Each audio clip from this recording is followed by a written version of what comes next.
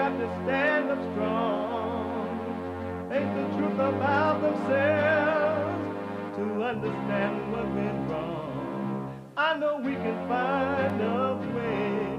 I know we can find a way. I know we can find a way to stand up, stand up, stand up.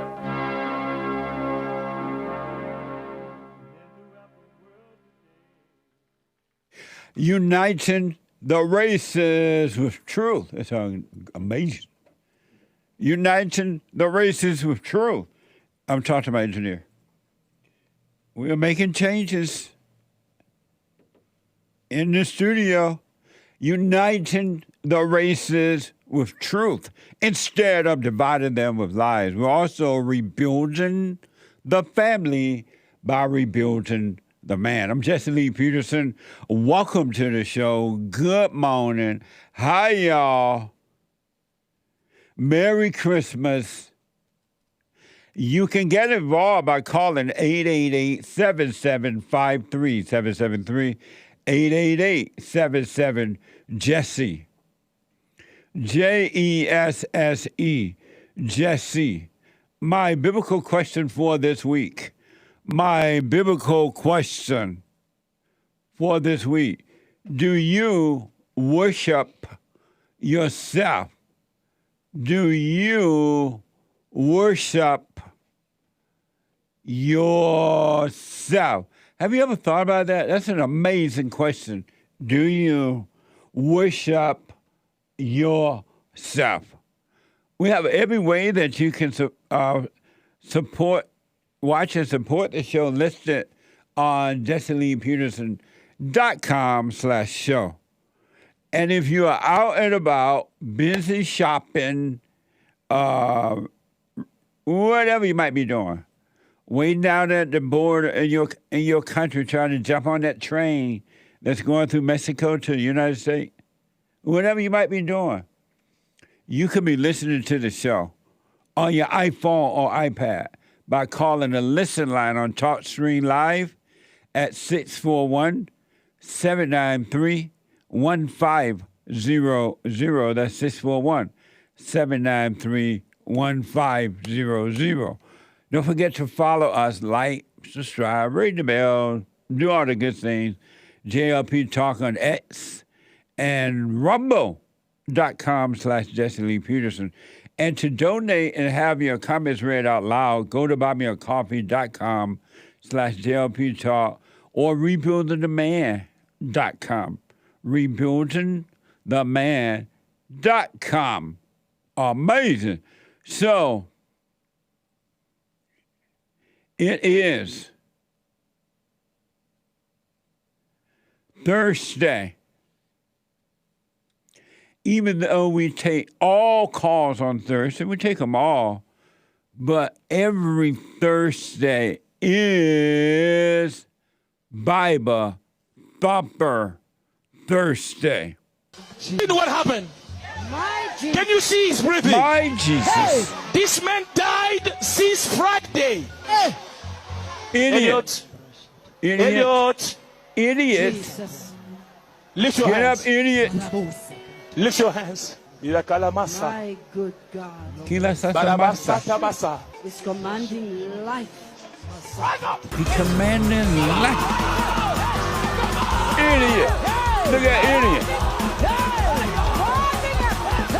For angels are being released right now. Angels are being dispatched right now. Hamanda ata ata raka deda baka. I think in Christian circles we have a very difficult time. What a recognizing mess. emotion. Self-control is my ability to enter into those tears, my ability to embrace that emotion. Wow. How can you think that way? But I understand. And we're going to get into all that. 888-7753-773. 888-77-JESSE. JESSE. So before I get into that, some of you might be aware that that was a protest or sit-in on the 110 freeway in Los Angeles on Wednesday, which was yesterday. And it was interesting because I've learned more about it this morning than I knew what was happening. I based on reports as I was watching the local news, a bunch of people were disagreeing with the war in Israel, between Israel and the Palestinians, or over there, whatever, right? And there are people who are for the war. There are those who are against it. There are those who want it. There are those who don't. And there are those who are blaming one side and the other one. But it's a mess. It's a mess. And war is not the answer, believe me. But I understand it. But it's a mess. But what I didn't know, that according to the reports, that it was a bunch of people who want the Jews to stop bombing Gaza over in Palestine. We're going to get to all that in a minute. This for those who might not have been aware that the LA freeway was shut down. This is from NBC and LA Times. NBC and LA Times. A protest on the 105 freeway brought morning traffic to a halt for more than an hour on Wednesday in downtown Los Angeles. Authorities arrested 75 protesters. Watch this from News Nation. Protesters blocking a major freeway in downtown Los Angeles, calling for a ceasefire in Gaza.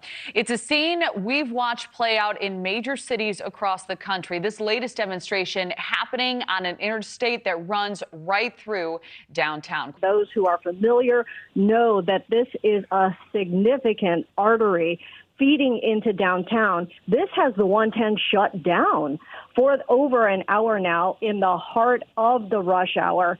110 has been shut down with protesters locking arms, sitting across the freeway, calling for a ceasefire in Gaza. Of course, this is the second significant demonstration that we've seen here on the West Coast. Just a few weeks ago, the San Francisco Bay Bridge shut down by Gaza protesters during the APEC conference. Amazing. So just imagine you got people who are either mad or glad about the war. They're going to get on the freeway and interrupt your life where you don't care either way. You just trying to go along with your day, right? Get to work. And that 110 freeway going through downtown LA there, around downtown, it is a major freeway. And these people who are protesting by sitting on the freeway like that, they are evil. Evil, selfish, no good people who should be arrested and throw the key away and leave them there. You don't have a right to get in my way, trying to get to work or trying to get wherever I'm going because you're upset over a war. Go over to the war and protest. And I am glad that people are just regular, normal people are getting fed up with this crap. How are you going to get on the freeway and interrupt my life because you got some stupid idea going on in your mind? What an ego, right? Those protesters are evil. And thank God that the people who were traveling, some of the people on the freeway that were traveling, trying to get to their destination, they're like, you going to come sit on the freeway in my way and the traffic is bad enough anyway? The traffic in LA is mind-blowing. Mind-blowing. It's bad. It's worse than last year and the year before. and you going to sit your dumb stuff on a freeway because you upset about a war? How is that supposed to help? And so some of the people who were traveling tried to get to wherever they were going. They didn't like it. Thank God they got out of this, something about it, out of their cars. LA Times reported that some of the crowd grabbed and shoved demonstrators, throwing a traffic cone and protest signs across the freeway. Watch this from KCAL. A little bit of video that I want to show you, if we can, of a fight that broke out between protesters and the drivers that were there. We take a look. This was just about 15, 20 minutes ago. You can see here, this was before there was really any law enforcement officers down there. But it appears at least, two men there. It looked like they were fighting. I believe it was one protester, possibly one driver. Where we don't know what kind of words were being exchanged, but it was pretty heated. That person being slammed down onto the ground there, and then that other participant walking away. So we can see very heated emotions down there here during rush hour, as most of those drivers, I'm sure, were probably stuck on the 110 since 9 a.m. when the freeway was shut because of these protesters that sat down across the 110 freeway there. Amazing. You're already ticked because the traffic is so bad, and you got some dumb people sitting on the freeway, and if you're angry, you just want to run over them. If you're angry, right? You're already frustrated. And all people are until they overcome the anger. And you get up to this point, and there's some dumb people sitting on the freeway who don't want the war, they say. Talk about the end times, huh? That's crazy. People are getting fed up with all this mess happening, these protesters. They don't want you Remember the Black Lives Matter people? They were doing the same thing. Radical black lesbians. They were doing the same thing. Sitting in the freeway and all that. Nobody a part of your mess. And they tried to make you be a part of it. Go down to the city council and protest them. Believe me, the last place you want to sit is on a freeway in L.A. The drivers on the freeways of L.A. are already ticked because the traffic is so bad.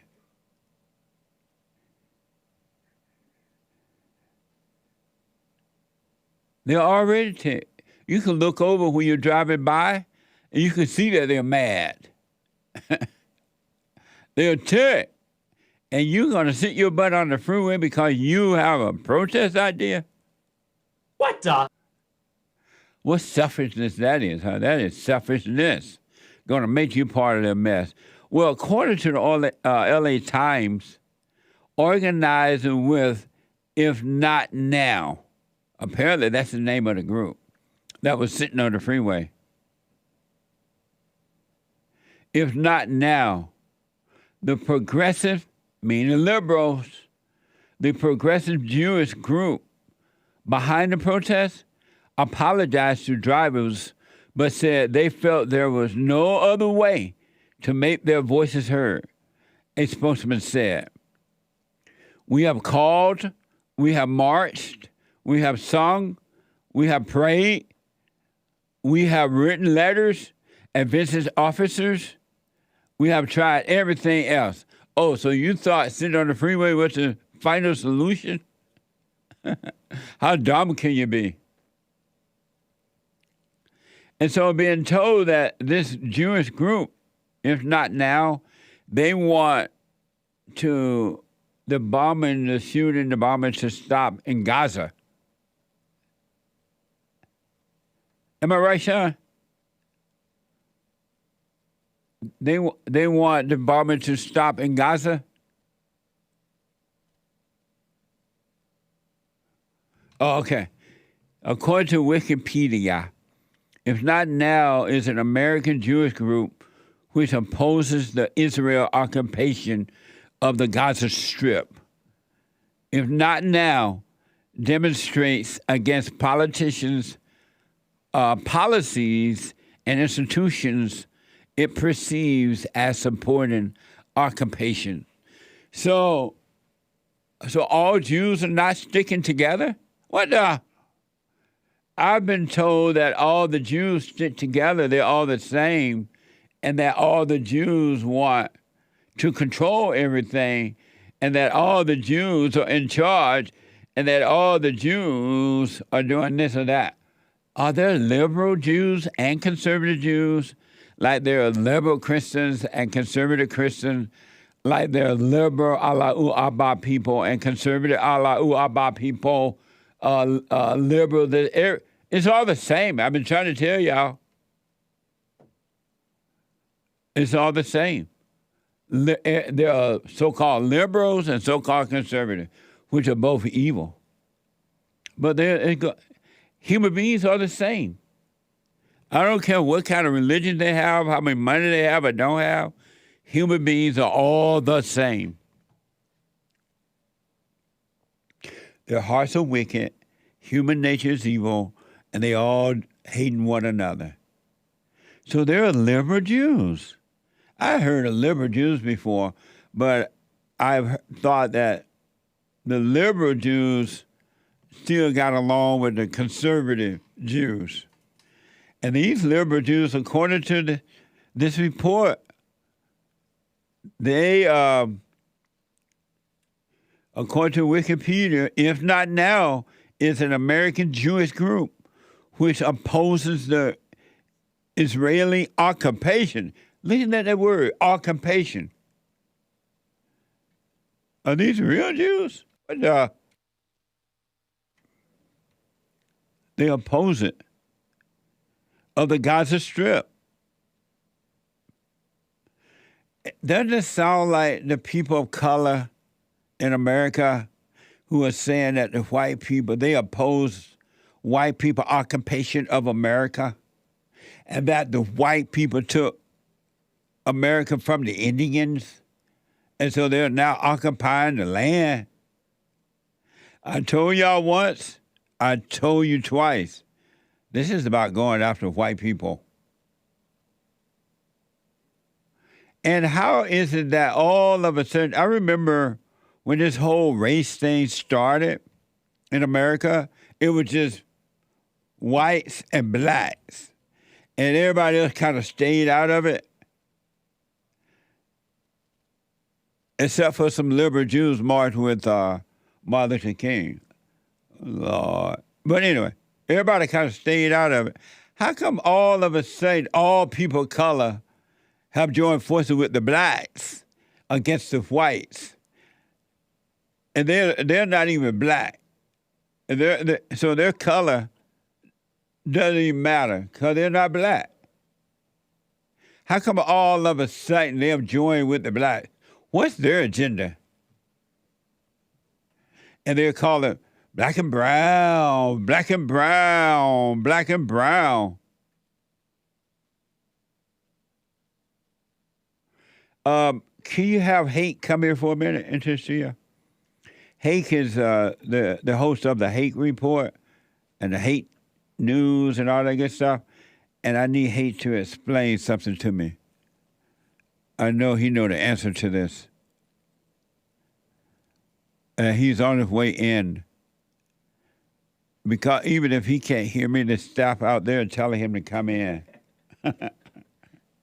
The Hake Report from 9 to 11 a.m. Pacific time.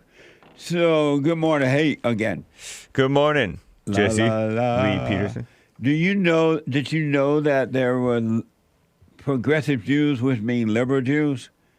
Yes. And did you know that most of them are, it seems like. The Jews are liberal? Most of them are liberal. Maybe really? not progressive. I don't know about most. Liberal is progressive. Yeah. They just changed the name. Yeah. So you're saying most Jews are liberal? Oh, yeah. Really? Yeah, I learned that from talking to one of my guests a few years back, that 70% of those who voted for Hillary Clinton. 70% of the Jews who voted for Hillary. Why are the Jews so liberal? They feel. Did they go through like a Holocaust thing? It might be that victim mindset, or sort of a mama spirit mindset, where although they're doing, many of them are doing successfully, they feel sorry for the people who aren't. They feel a kindred spirit with the blacks because they went through slavery and racism and discrimination. Oh, that's and they've been through discrimination. They say, really? Yeah. And that's why they marched with Martin Luther King. Yeah. And then also it's kind of a power play too, because a lot of them are, a lot of people are sneaky, snaky, use people for victimhood to get power. So would so the liberal Jews, would they hate my friend Dennis Prager? Yeah. Because Dennis is conservative. Right. They hate Netanyahu, Benjamin Netanyahu. Right, because he's really tough and conservative. George Soros is a liberal Jew. Right. And he doesn't like Benjamin Netanyahu, and Benjamin Netanyahu doesn't like George Soros. Really? Yeah. See, everybody's the same. Yep. They're divided, and they are fighting one another. True. Isn't that amazing? Yeah, but yet, blind people think that there's a difference. Yeah. So is my friend Ben Shapiro, is he conservative or liberal? He's pretty conservative. So they will hate him too? Oh, yeah. The liberal Jews will hate Ben? Uh-huh. Really? Yeah. What a mess. So there's been this false ideas about the Jews that somehow or another they're different than everybody else. They're fighting too, each other. Yeah. Did you know that? Oh, yeah, I knew that. Because looking in Israel, they're trying to accuse Netanyahu of corruption or something like that. They've done corruption trials on Benjamin Netanyahu. Repeat that? They've done corruption charges on Benjamin Netanyahu. They're trying to get him out. Wow. Yeah. They didn't like him the first time. Obama hated him too. Oh, yeah. Because he's tough. Right. The Dream Team, Benjamin and no. First, the Great White Hope, Donald Trump, Benjamin Netanyahu, and Putin. Nice. The Dream Team. And maybe that one guy from either Poland or Hungary or somewhere. There's a tough guy, Orban, Viktor Orban or something. That's right. Maybe God has a plan to put all those guys together somewhere in another land and let them create another beautiful country. Maybe. So the liberal Jews and conservative Jews are just like the liberal blacks and the conservative blacks, the liberal whites and the conservative whites, the liberal Mexicans and the conservative. It's all the same. It's pretty similar. Because the black people think that white people own all the money and everything and control everything. Yep. Just like the Jew haters think that the Jews own everything and control everything and got all the money. Yeah. What a mess. What do you think about all that? It's interesting. It's kind of fascinating. It's very fascinating. It really is. As your eyes start to open and you see that fallen people just fight fallen people. In the fallen state, they're just fighting each other, accusing each other. You can always tell a blind person because they blame somebody else for their life. Yeah. I remember when I went over to Israel, before you die, if you want to go to heaven, you must have gone to Israel. Or you ain't going to get in heaven.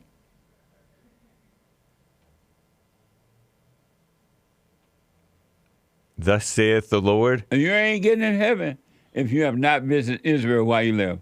But it stuck in my mind because we were like on this little tour, having fun. We were looking at the old places where Jesus was walking about. Uh-huh. And Israel had given it, I believe it's the city of David, over to the Palestinians. And so I looked over at the city of David. It was just, you could tell it can be beautiful because the house was like built up like that into a mountain, rows and rows of houses and buildings, and the Palestinians own it, but they did nothing with it.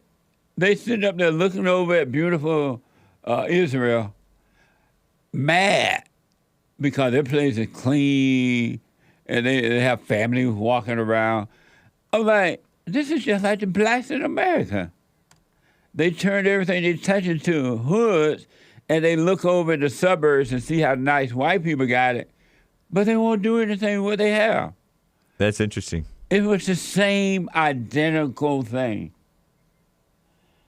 I'm like, Lord have mercy, ain't no difference. And then I wanted to yell at about people and tell them, won't y'all clean up your area? That's a beautiful place. It can be beautiful if you pick up the trash. And it was all shiny and clean, and they mad. Yeah. Just like the blacks in America. That's over in the West Bank, not to be confused with the Gaza Strip. What, in the city of David? Yeah. Also known as Bethlehem, right? Or is it different from Bethlehem? I don't know. It must be different. Because Christ went to Bethlehem. Yeah, Jesus was born in Bethlehem, right? Yep. But city of David's not far from there. And where isn't Jerusalem around there too? It's crazy, though, how blind human beings are. We all are until we wake up. There's just everybody fighting one another and each side accusing the other, and they're all the same. The fight between the blacks and the whites is exactly the same thing as the fight between the Muslims and the Jews. It's the same fight, same thing. Everybody wants what somebody else got, and they want it. They can't even enjoy what they already have. Yeah. They let their stuff fall apart, try to get somebody else's stuff. Ain't that crazy? That's why I'm telling the whites in America, y'all don't need to be hating Jews. It's the same thing. The blacks hate you in the same way you hate the Jews. They want what you have. And they think you control everything and that you have everything and they can't make it. That's the same thing the Palestinians think about the Jews. And so they have what they have, but it ain't enough. They want what somebody else got. So let me ask Hake before you go. Are you religious? Yeah. You are? Why are you laughing? Because it sounds odd to call oneself religious. Joel, for come me here. to call You be myself like, religious anyway. Joel, come here real fast, buddy. And I asked Joel and Hake because they're like ex-Bible thumpers. Hake was homegrown. City of David was really nice while the Christian ran things. When the Muslim ran the Christian Arabs out. City of David was really nice while the Christian ran things.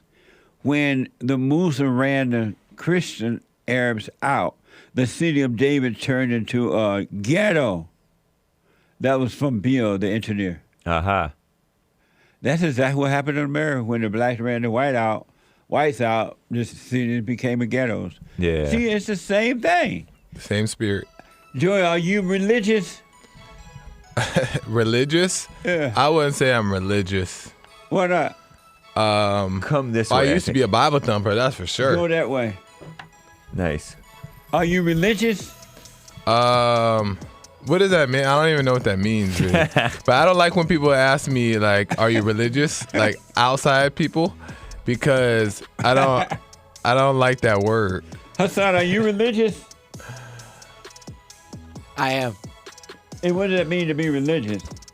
To religiously do things every day. What does that mean? He religiously, consistently, and persistently takes care of Sandy. But he's not like religious. Yeah, He and just to the play. Lord. Let me take a break. Back in a moment. Then I'll let Joel and James and Hassan finish up this. Back in a moment. You can't run from evil within yourself or outside of self. You got to deal with it. And you need good in order to deal with evil. And God is good. You need to return to the Father And you'll see within you, he will fight the battle for you. And he will fight it without, because he will show you how to deal with it. And you will have no fear. Love God with all your heart, all your soul, all your might, along with nothing else. Nothing else means yourself, your children, your wife, your things, your ego, your reputation, and all that. You can't care about any of that. The children of anger will use it to control you. But if you love God, he will renew your mind, and none of those things will be before him. And so when they go after you, oh, well, you may take my body, you may take my things, but you're not going to take my soul. And that's a true reality.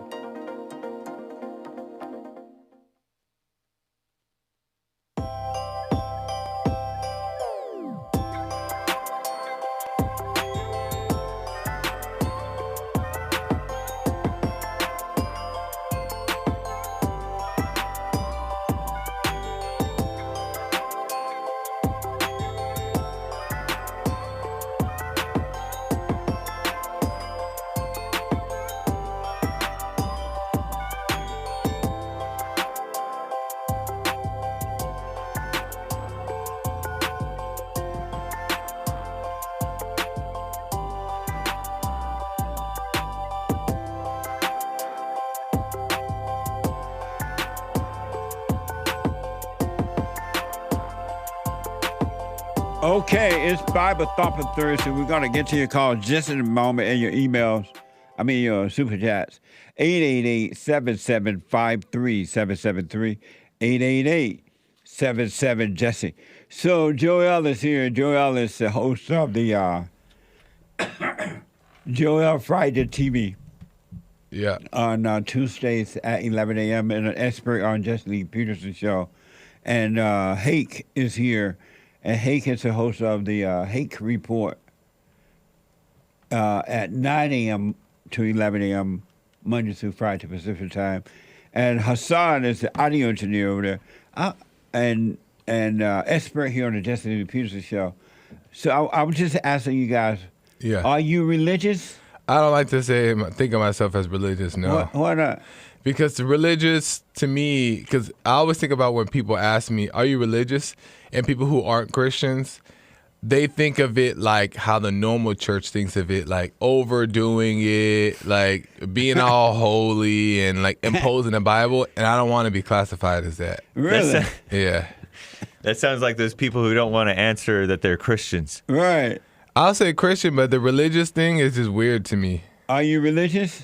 No, I don't like to think of myself as religious. Are you religious? No.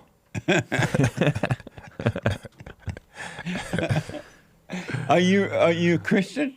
I'm a Christian. Okay. But yeah, I'll go ahead. Are you religious? Me? No, you. Yeah. Hake. Hake. You're religious. What does it mean to be religious? Well, you keep yourself from being polluted by the world. Yeah, right. He said, yeah, right. He slipped and said, yeah, right. That was an accident. And I'm blushing now. And you look after orphans and widows in their distress. But that's a reference. Whatever. You don't know me. That's from a Bible verse. True religion that God our Father accepts as pure and holy is this: to look after orphans and widows in their distress, and to keep oneself from being polluted by the world. At least that's the NIV or something. And so you quote the scripture. Yeah. But isn't that religious? That's religious. Thank you. I ask you if you're religious, you quote the scripture. Are you a Christian? Yes. Hassan, are you religious? Yes, sir. And what does it mean to be religious? To have a... How come I can't see Hassan? Oh, here you go. To have what's wrong with him? Sometimes I just think it's like funnier when I just like you just hear me but don't see me. Oh, okay. It's you like think it's cute. Omnipresent. I just realized Hassan got a red hoodie on too. Did we plan this? I mean, it's Christmas season. But it's a different color red. Yeah, Merry Christmas. Yes, Merry Christmas. Could your sweater get any redder? That's pretty red, huh? His shirt's so red, it's glowing in his forehead. It's my merch. He's wearing red and blue. It's not gang. And it's the gift of the dance. So go get you one. Yeah, right. Anyway. Yeah, right. Yeah, but anyway, I think it's just to be religious is that kind of have a moral fabric that you think should be, really kind of imposed on the entire society and country. Like, I'm for theocracy. I think America should be based on the religious principles so that there could be laws in the country to back it. That sounds so nice, huh? But it ain't even happening. But I'm just saying, it is happening in other countries. Where? Well, a lot of the Allahu Akbar countries have theocracies, and they cut your head off too. Well, I mean, all I'm saying is I think that there should be some moral backing behind the laws of the country, depending on the religious. So are you religious? Majority, yes. And how are you religious? Well, like I was saying, just by having a repetition of doing things religiously daily. That's not what religion means. Well, that is a religious. That means that you just continue doing what you're doing all the time. Well, yeah. But I'm talking about, are you like real religious? Yeah, but I am religious with doing things that, are of the religion of Christianity. Like what? Like, like the silent prayer. Like, not judging, loving your enemies. You love the Jews? Yeah. I love my mother. And he's a Jew. Yeah, my mother. I love my mother. For a week. He was only a Jew for a week. Are you a Christian? Yes. And what does it mean to be a Christian? To tell the truth at all times, even against the Jews. What does it mean to be a Christian? To tell the truth at all times. And so you tell the truth at all times? Yeah. About yourself? About myself and what I see. But you can't know the truth at all times on yourself. So how are you able to tell the truth at all times? But if you're a Christian, and you don't even know what the truth is at all times. If you're a Christian, if you're a Christian, it's God's truth. What? If you're a Christian, it's God's truth, right? What does that mean? Meaning that's not of you anyway. Are you a Christian, Joe? I like to say I'm a Christian. Oh, that sounds weird. You don't like to say you're religious, but you like to say you're a Christian. I'm a Christian. What does that mean? I'm a Christian. Because the reason why I'm so skeptical on all these things, because people have ruined Christianity and ruined religion. What does that have to do with you? Right. So that's why I have to. No, that was a question. No, that's true. You're right. No, that was a question. Right, and I answered it right. No. What does that have to do with you? It doesn't have to do with me. And so why you hate saying it then? It's not that I hate saying it, and because I do say it, but I don't know. When I think of religion, you hate saying it. The Christian, I hate saying the religion one. Yeah, I do. No, Christianity. Oh, the Christian one, I do say it, but I just don't like. I guess you're right. It doesn't have to do with me. No, that was a question. I asked, what does that have to do with you? It doesn't. Does it make you hate saying it because somebody else messed it up? It doesn't have anything to do with me. I should be able to say it and claim it because. But why can't you? I do, but I'm just saying. No, you say I hate doing it because somebody else messed it up. I do. I don't like doing it, but I do it. Why? Because it's just so. You don't like doing it, but you do. I do it. I do it. Well, anybody ask you if you do? Sandy. I know. Somebody mentioned. Oh, I know who it was.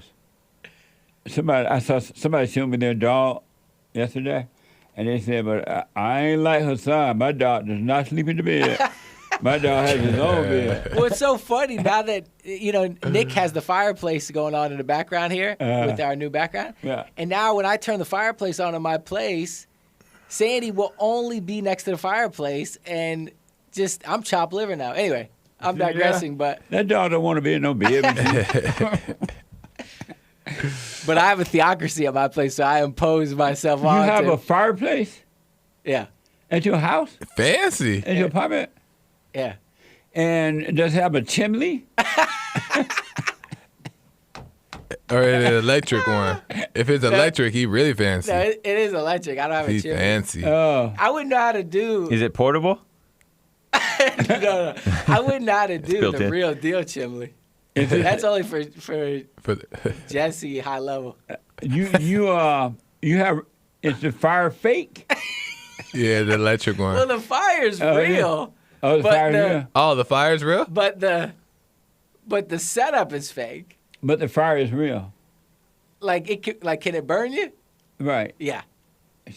Oh, nice. Fancy. Yeah.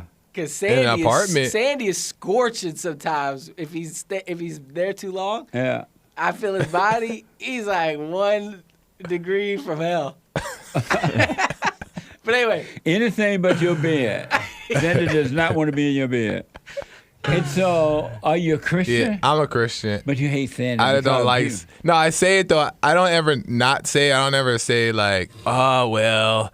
I don't ever explain myself. I say I'm a Christian. But inside you be in pain. Yeah, well, not in pain, but it's so when people hear about Christianity, then now they don't like. Now they have this false idea of it because Christianity is so jacked up. What does it have to do with you, though? I don't know, because I almost don't like being a part of that idea. Why not? You think Jesus would have opted out of being a Christian, too, because somebody else messed it up? Well, I think in Jesus' time, Christianity was nice. No. It ain't nice no more. Been the same all the time. Maybe so, but yeah, I mean, I still say it for that reason. But yeah, I shouldn't care about it. That's for sure. You're right. You're right. So you have pain inwardly because somebody else messed up Christianity, and you don't want to say you're a Christian. Partly, yeah, because... And that makes sense to you. Well, yeah. I mean, I still say it. If you're a Christian, why would you let the world affect you at all? Christians are not affected by the world. It's just because to me, it's just unfortunate. And it's not that that's what I'm saying. It's that I'm not ashamed or anything like that, but it's just unfortunate because like when you think about religion or like people ask me I'm religious, I don't even like hearing that because it's like I'm not, because their idea of religious is not real. It's false. It's fake and phony. How do you know though? Because what their idea is. Because they're not Christians. They're not the real deal. They're the false reason. That's why they even ask people. I never ask people if they are religious. Are you a real Christian? I like to believe I'm a real Christian. I leave that up to God. Would you say Joey is a real Christian herself? I would, yeah. A lot of reds. You would say it, but you're not going to say it. A lot of reds? I don't know. That might make me not a Christian. I stand with y'all. You do. So if Joel is a real Christian, why he's feeling what he's feeling about somebody else messing up Christianity? That's a good point. No, that was a question. And I'm pointing it out that it's a good one. You still stand by him?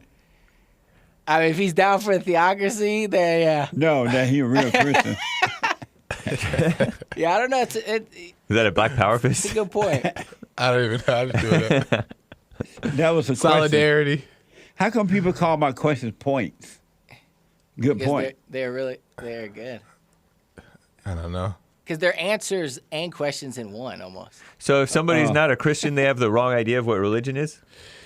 Yeah, like everyone who's asked me that, no real Christian that I've known has ever asked me, "Are you religious?" Because to me, that's like it doesn't make sense. Or like, do Christians ask you that, or atheists, or the people agnostics, who are just or politically correct, Buddhist people, or people who are not religious or like not Christians ask me that, and they ask it in the weird way, like, do you go to church?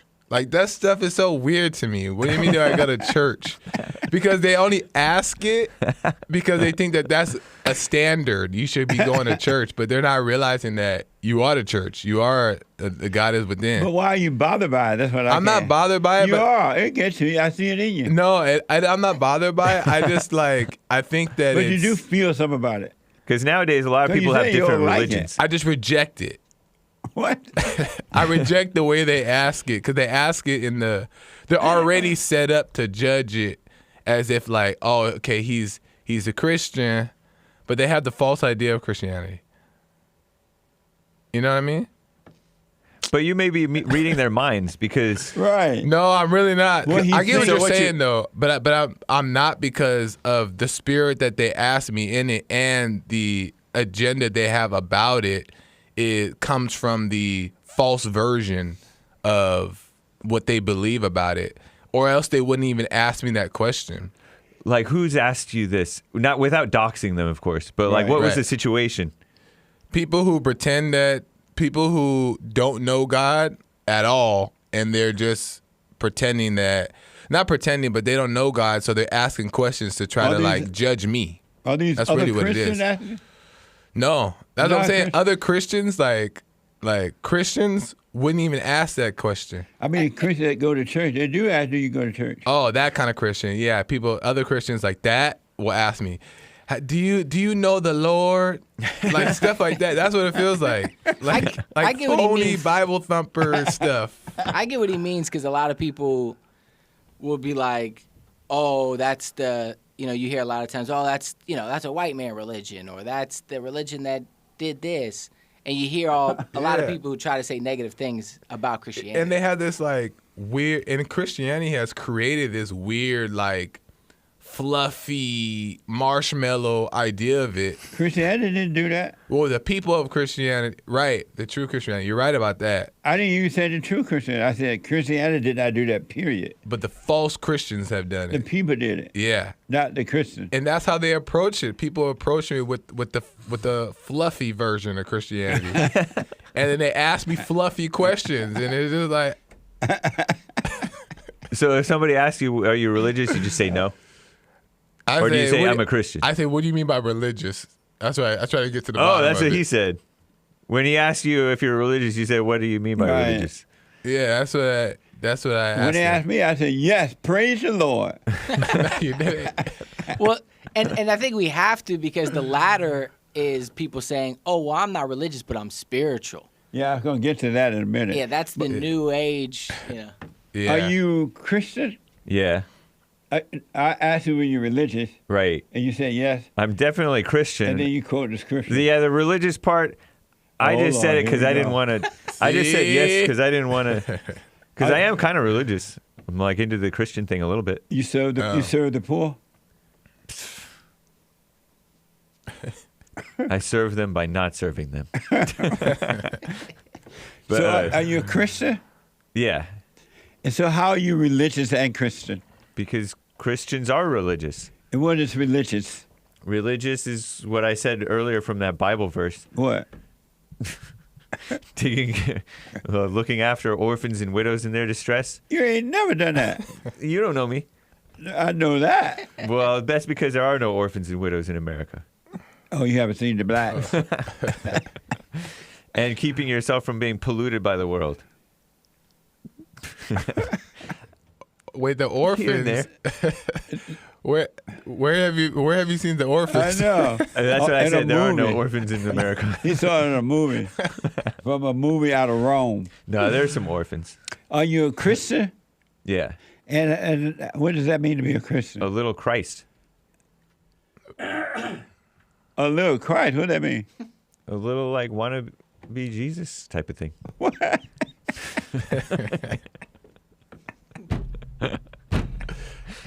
He laughs, but it's serious. What is the way you say type of thing? Let's go to Ron. I want to see if y'all can talk to Ron, because I can't talk to Ron. He's nice. Okay. Ron, from Texas. Hey, Ron. Hey, Jesse. How's it going? All is well. You on with Joel, he black, and Hake, he white, and her son, he Allah Akbar. Go ahead, Ron. Hey, Jesse. Here's a question I have for you. What? Now, about 5 or 6 months ago, you had a biblical question on what color was Jesus. And I believe you and a lot of people said he was an olive complexion. Okay? Why don't you smart white people know that olives are either green or black?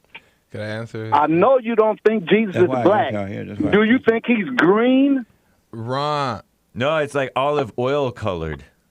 No. Olive colored No, y'all didn't say olive oil. Yeah, Y'all that's said what it means. olive complexion. And olives are green or black. Right. Slightly greenish. Did y'all know that? And the Jews are slightly greenish Jesus in is color. green. Yeah, and Arabs. Green, all right. Hey, Ron, what do I you... could dig it. Hold on, Ron. Hold on. Ron, what color do you think Jesus is? Jesus never existed, my brother. Never. Oh, so you don't believe in Jesus? Where you bring it up? Well, why you bring it up then if you don't believe it ever existed? Because I want to correct you smart white people who think I'm not white, I'm olive. All white. I'm the only white man around here. How could you correct something that you don't believe in? So let's just say that we believe he's olive. No. I'm correcting your train of thought. Because if he doesn't believe that Jesus never existed, he would be like, no, he wasn't any color. He never existed. Right. How would you know he's a color, and how could you prove he's a color? No. I'm going by what you guys said. You guys said he was an olive complexion, and you don't even know what the olive color is. Yes, it's we green or black. Ron, you this said is that an olive color. I'm looking at it on Google, and it is like a light-skinned, greenish tan. Yeah, green to black, sir. You can try to twist it up all you want. You've been working with Jesse a long time. Y'all know how to twist up words. Ron, listen to this. I want to fight him about it. Go ahead. Why is it such a big deal to you that you had to take time out your day, call into the show, and talk about some olive green Jesus? Well, you don't even believe Jesus existed. Oh, I'm going to tell you, because you white people think you're so smart, you don't even know what the color olive is. But how is that important? Why does that matter? How do you have a conversation with someone like this? We are all white here. I just told you why it was important, why it matters. Yeah. Go ahead. Have you ever seen olive oil? Yeah, I've seen olive oil. Is it green or is it black or is it like yellowish? Olive oil is yellowish, I would say, but you guys never said olive oil But complexion. that's what olive skin means. No. You can't try to change the definition. Do you learned that from Jesse. That's not fine. Do you realize you're having a conversation with someone that don't even believe Jesus exists?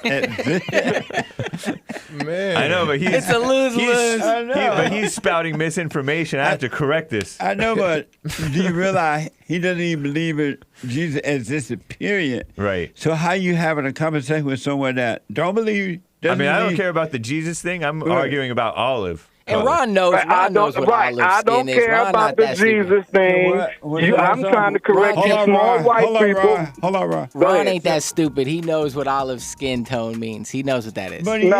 That's He can't be that dumb. It's impossible. No, yes, you white he is. folks made It's up. possible. I'm giving him the benefit of the doubt. I don't think he's that dumb. But he doesn't even think Jesus exists, and he having a conversation about. But I'm so dumb, and Hake just looked it up. Hake just looked it up, and it said green. But he tried to switch it up Greenish light color. green. Green. But Green what's the or point? black. Right. What's your point? What's the point? The point, let me tell you this point. The point is you white folks ain't that damn smart. Whoa. Excuse my French. Wait, I don't get it. Cussing. I still don't get don't it. put your French on the radio like that. You white people Right. not Are you still a that Jew? Are you still a smart. black Jew? No, I Always. totally disagree with Amazing. the A way man things that are think he going, a black but you can't be Jew angry doesn't think because Jesus that's existed, what and y'all the talk with him enemy about wants. color. He wants to control you. They do Are we things still to on? make you mad so they can control you. It's like being married. And the wife would do things to make you mad, or she'll do things to make you feel good. And men do that to women too when they want something from the woman, especially sex. They'll make her feel good, or they'll make her angry. And the woman's gonna have to say, you don't want to be angry. You want to speak up. You want to disagree with what's going on. It's wrong, but do not be angry. Then you won't have fear. You won't have doubt. You won't have worries. You'll be able to see, but you got to stay away from anger. That's why you must forgive your mothers and your fathers so that you can overcome the spirit of anger. It's a spirit and it's wicked. Nothing good in anger because it has no love, folks. You need love to defeat evil. And love is not a weakness. It's a strength. It's from God. It's His nature.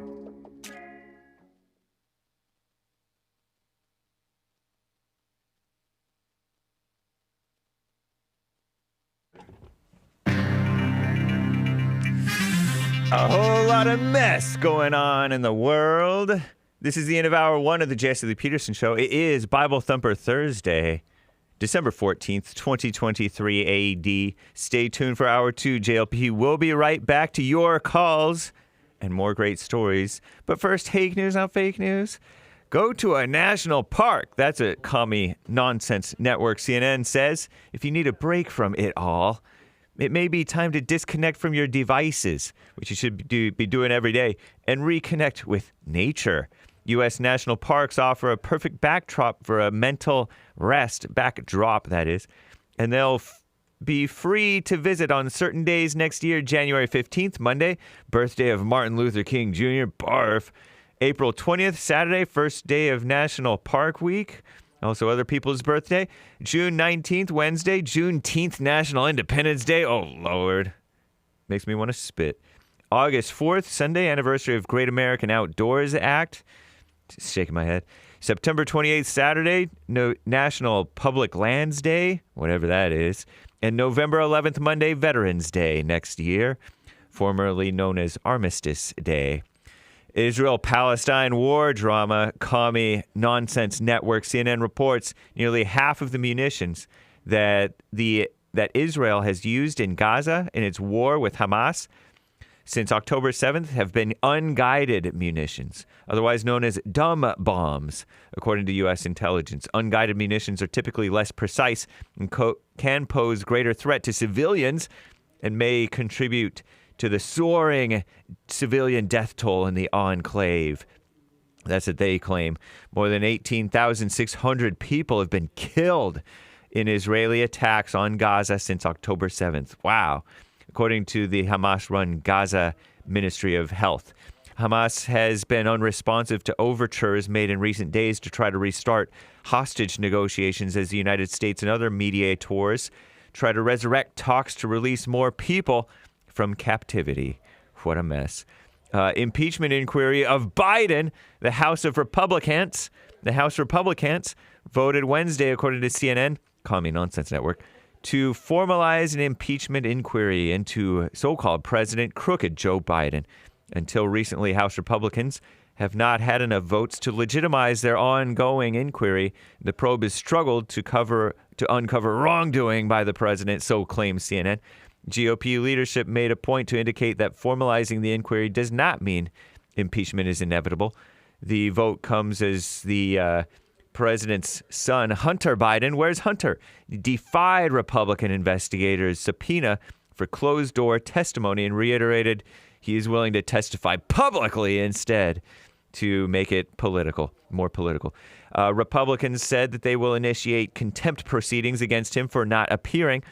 The younger Biden's legal woes are the basis of the impeachment probe as Republicans try to connect the president to his son's $1 million overseas deals. U.S. troops, the Senate, passed an $886 billion defense bill, which could provide the largest raise for U.S. service members in more than 2 decades. The sweeping legislation authorizes a 5.2% pay increase for members of the military, along with provisions related to service members' benefits, housing, and child care. The legislation also includes short-term extension of a controversial law that permits warrantless surveillance, FISA, foreign nationals based overseas who are using U.S.-based communications services. Supporters say searches help protect Americans' privacy. Yeah, right.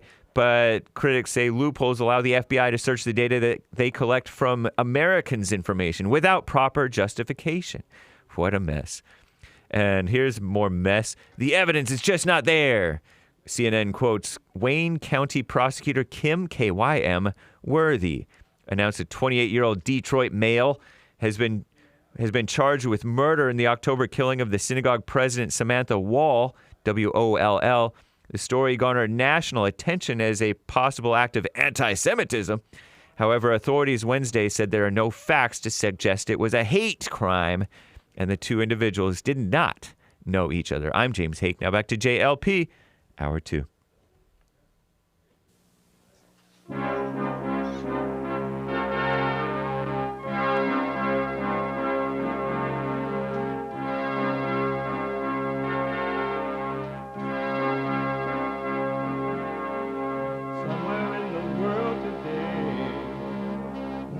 got to stand up strong. Face the truth about themselves to understand what went wrong. I know we can find a way. I know we can find a way. I know we can find a way to stand up, stand up, stand up.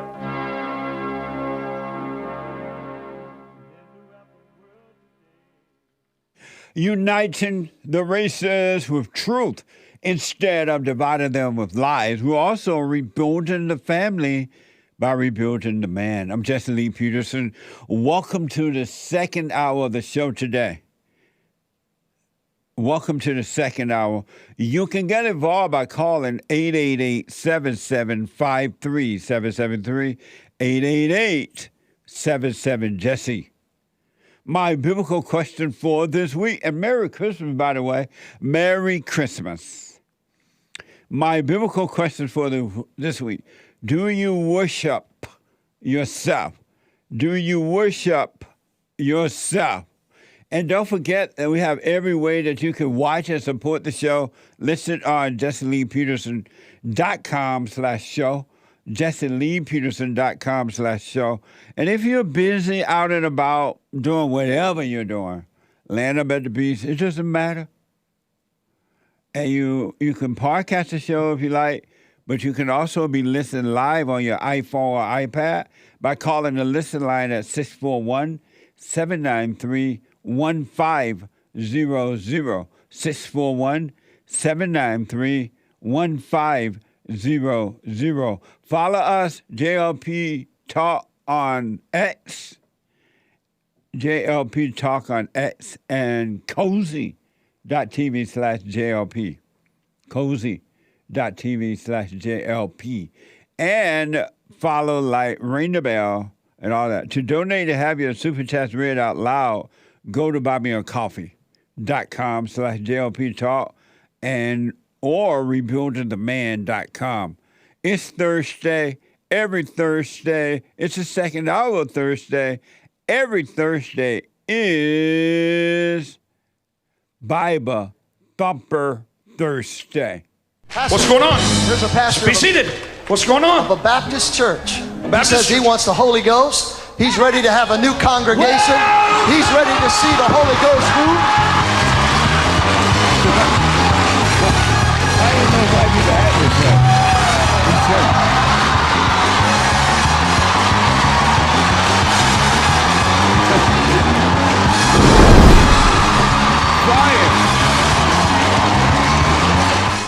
Bible Thumper Thursday is on fire.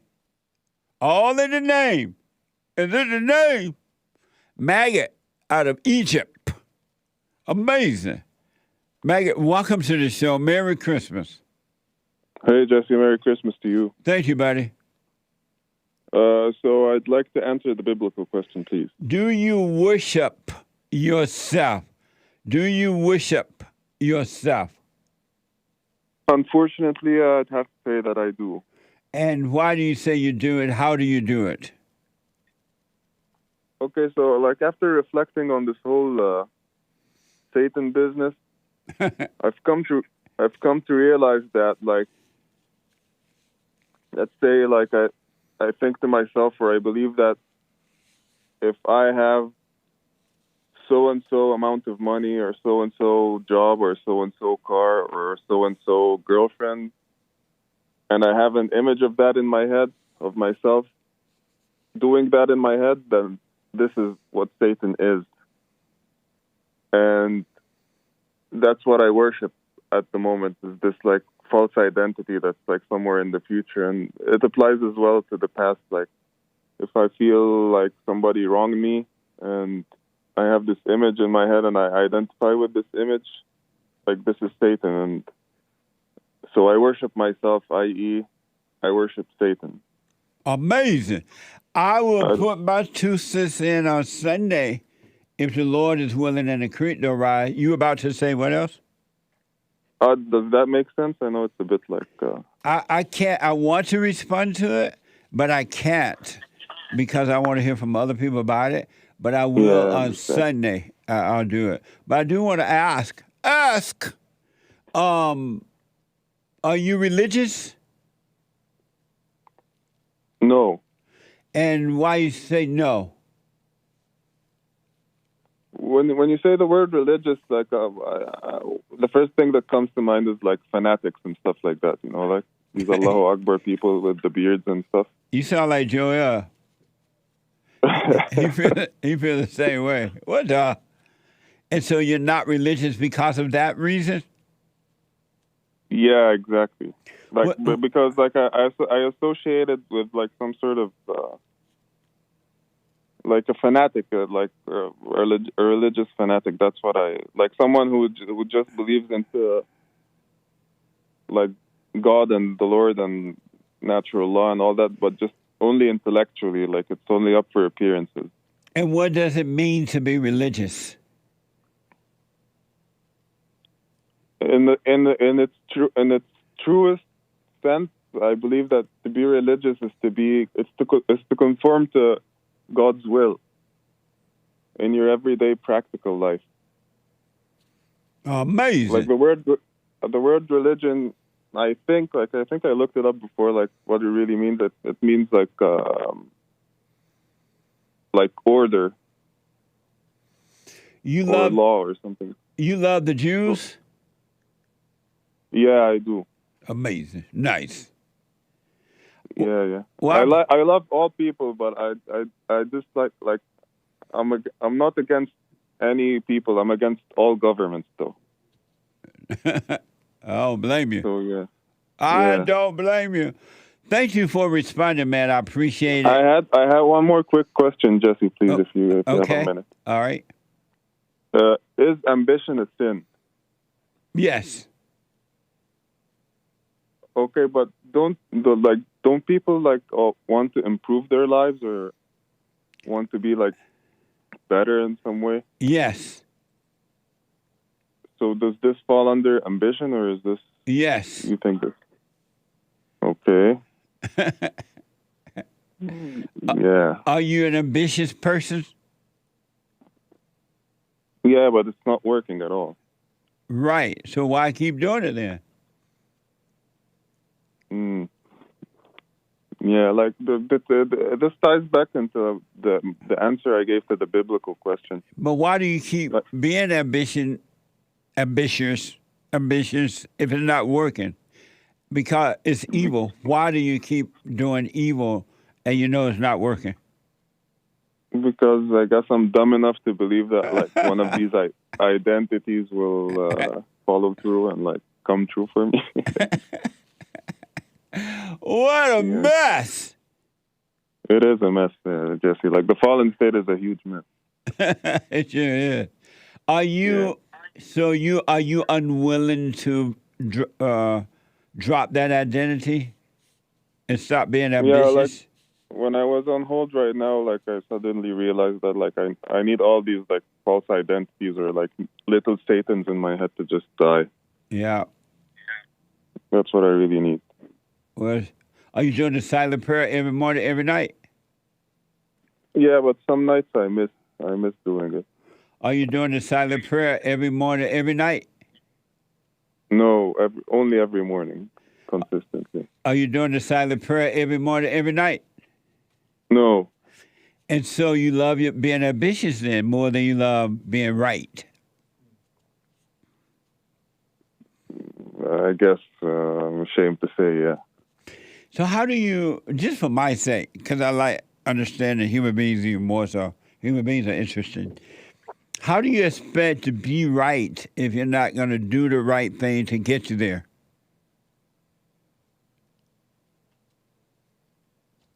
I don't know. How do I expect to be right?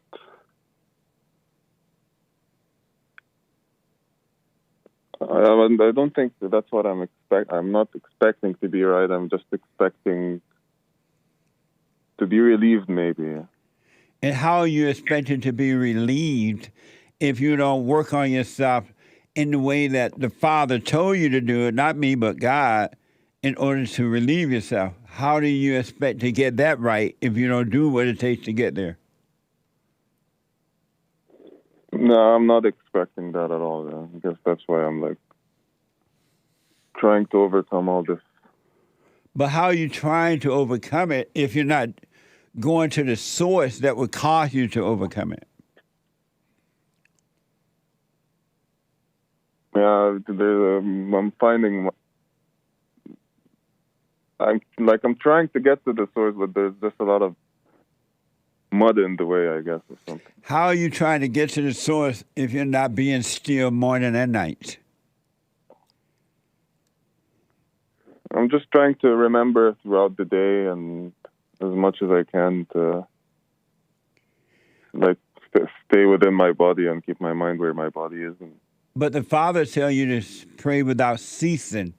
That's mean morning and night and during the day and during every moment, eventually, and blah, blah, blah.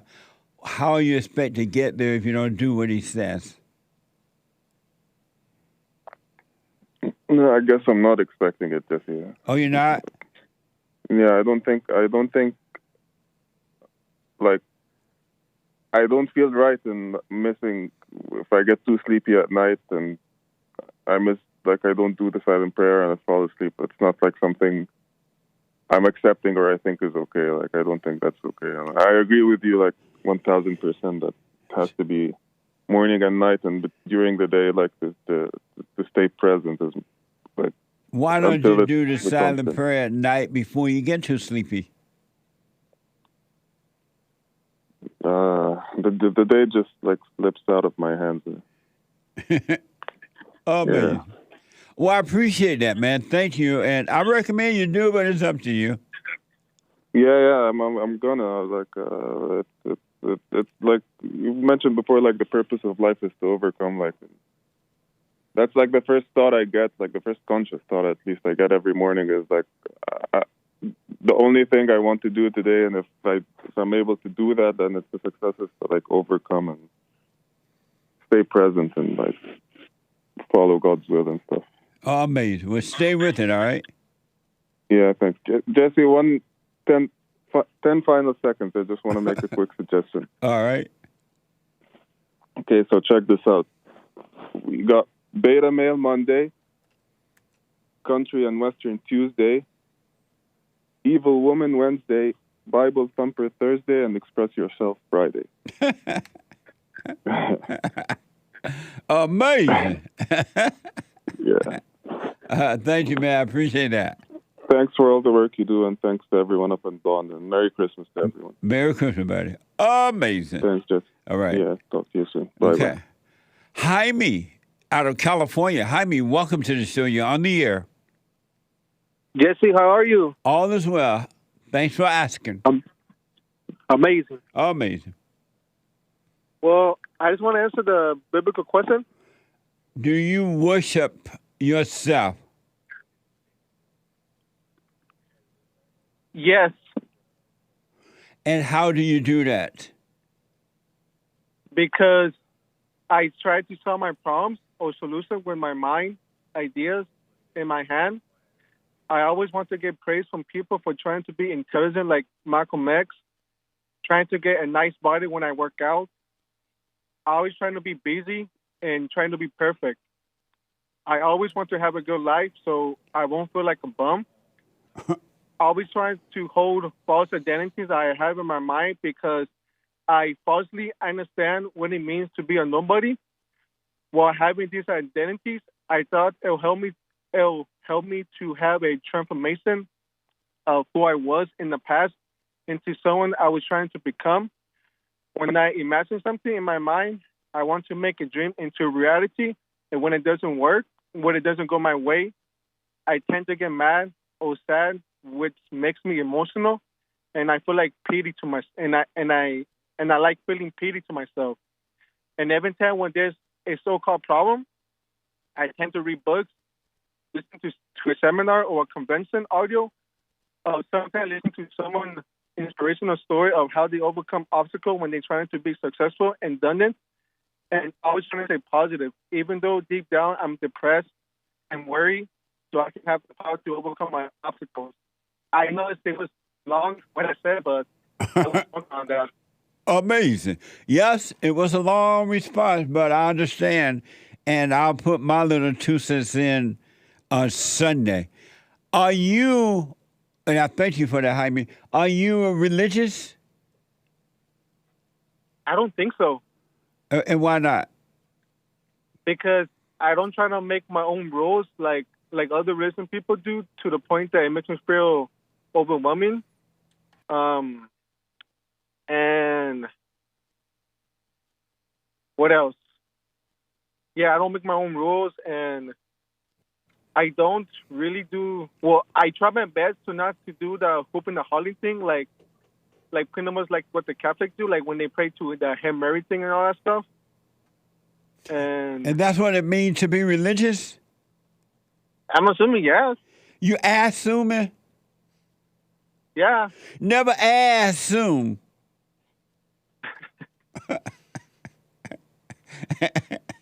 Yeah. Wait, isn't it religion when people make them their own rules?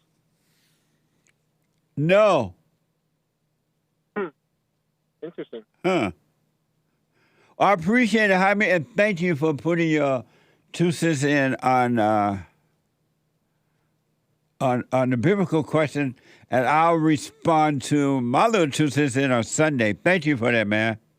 Hey, can I ask you a quick question? Yes.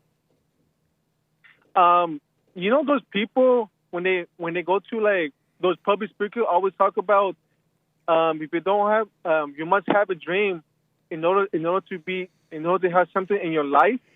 Is that all lies coming from the devil? I had a dream. I had an awful dream. Yes, that's from the lie. I mean, that's from evil. You don't need a dream. Amazing. Just double checking. All right, buddy. Thank you. No problem. All right. Amazing. 888-7753-773. Is that Sharika? Sharita, a first-time call out of Michigan. Sharita, welcome to the show. You're on the air. Sharetta, Jesse, not Sharita. But hi. Sharetta, thank you for correcting me. No problem. Hi, Jesse. Hey. So I've really been enjoying all of your shows. I just really started listening to you maybe a couple of months ago. Uh-huh. And so I learn, each time I do watch another video, I learn more things that you're saying, and I get the complete story. But I never really got the complete story on why you don't believe in the Bible all the way through. Because I believe in God. But it's expired, from God, the Bible. Right, that's why I believe in God. I believe in God. You believe in the Bible? Well, not believe in it, but I believe the words in the Bible. But you don't believe in the Bible? I don't like the way you're rephrasing it. Wait a minute. I'm just asking what you're asking. I don't like the way you're phrasing it because But I'm phrasing it the same way you phrase it. You asked me why don't I believe in the Bible, the full Bible? I'm asking you, why do you believe in the Bible? Because I know that there are words inspired by God. These are men who were inspired by God to write the Bible, to give us guidance in life. But why do you believe in the Bible, though? Why do I believe that there's true stories? No, why do you believe in the Bible? Why wouldn't I? Why wouldn't I believe it? If it's the word of God, why wouldn't I believe in it? Did God tell you to believe in the Bible? He didn't tell me not to. Did he tell you to? No. If he doesn't tell you not to jump off a bridge, will you jump off a bridge? That does not go. Nope, that's not right. Right. That's so not it's not right. That's not the same thing. It's not right for you to believe in the Bible because God did not tell you to believe in the Bible. Why do you keep saying that though? Why do you keep when you say that it's like a negative thing, like you're saying. Why? Because you're saying like God didn't tell you to believe in that Bible. Like that Bible could be wrong. No, I didn't add that to it. I said God didn't. That's how it comes out. But you're reading that into it in your own mind. I didn't say that. But you know everybody is going to interpret it like that. Right, because everybody are crazy. No, I'm not. And see, but if I wouldn't have called in, other people might, just not know. Because I had to, I had to actually go, not know what you're really saying. Like how you say all women are evil. If you don't really go back through your videos, you would not know what you're saying, Jesse. That's why people be like, what are you talking about? Do you agree with me that women are evil? Yes. Wow. I do. Was it hard? When you first heard me say that, was it hard to accept it? It wasn't hard to accept. I just had to understand what you were saying because I like truth, Jesse. I really like to learn about myself. I love to learn the truth. So I just had to grasp what you were saying. That's all. Right. So why do you believe in the Bible? And God never told you to believe in the Bible. Because I know the Bible is the living word of God. So believing in it, I have to. It's not believing in the Bible. I'm believing in God. No, you believe in the Bible. If you believe in the Bible, you don't believe in God. Come on, you can only serve one master. You can't serve two. Even now you're confusing me again. We were on the same page first. But now you're confusing me again. What do you mean? Because stop saying that God don't want you to believe in the Bible. Right? I didn't say he didn't want you to. I said he did not tell you to. And, okay. And I said you can't believe in the Bible and God. You can only serve one master. That's the part where I'm lost. How can you not believe in the Bible? Because the Bible is not God. But if you want to believe in the Bible, you can believe in it, but you're not going to believe in God when you believe in the Bible. Why not, if those are the things from God, though? But he didn't tell you to believe. He said only believe in him. But do you believe in Satan? Nope. You don't? Nope. I know that I know he exists, but I don't believe in him. Are you saying believe like trusting? I don't believe in Satan at all, but I know he exists. I believe in God. But let me ask, God said, in the Bible it says, have faith in God, but nowhere in the Bible where it says, believe in the Bible or have faith in the Bible. Why did you start doing that? I don't have faith in the Bible. You said you do. I have faith in God. Faith and believe is two different things. What's the difference? I have difference? faith in God. What's the difference between faith and belief? Uh-huh. I just don't understand. You don't understand what? I don't understand the part where you say don't believe in. Okay, you say you don't believe in Satan. Okay.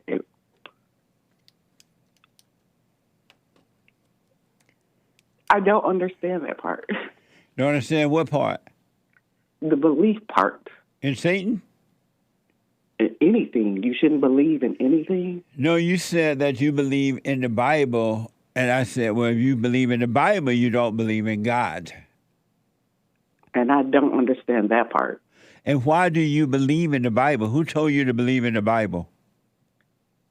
I guess I'm believing that the words in the Bible are true. Can I say it like that? Yep.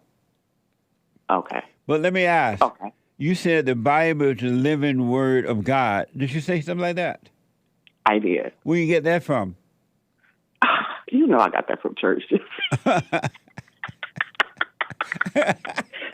ain't even gonna lie. Oh my goodness gracious. Okay. Oh, all right. God. I think I understand. I'm sweating like a slave. You and me both. Are you still believe that the Bible is the living word of God? I still kind of believe that, yes. Why? because we're living and we have to live like God told us to live. Where in the Bible does it say that the Bible is the living word of God? It does not say that, Jesse. So then why do you believe that then? Because it sounds good, I guess. It sounds good. Oh, my goodness gracious. Yeah, you're right. You're right. I'm right about what? The living word of God part, I just probably, I got that from church growing up. It sounds But so... I think that is in the Bible. No, that is in the Bible. It sounds so holy to say the Bible is the living word of God. That sounds so But holy. it's in the Bible, though, right? Where? It is in the Bible. I've It never is a scripture in the might Bible. be. I've never seen it. I think it is, but Where? I did learn it from church. I'm not even going to lie. But I don't think that people would have been lying to me all these years. Oh, yes, they would.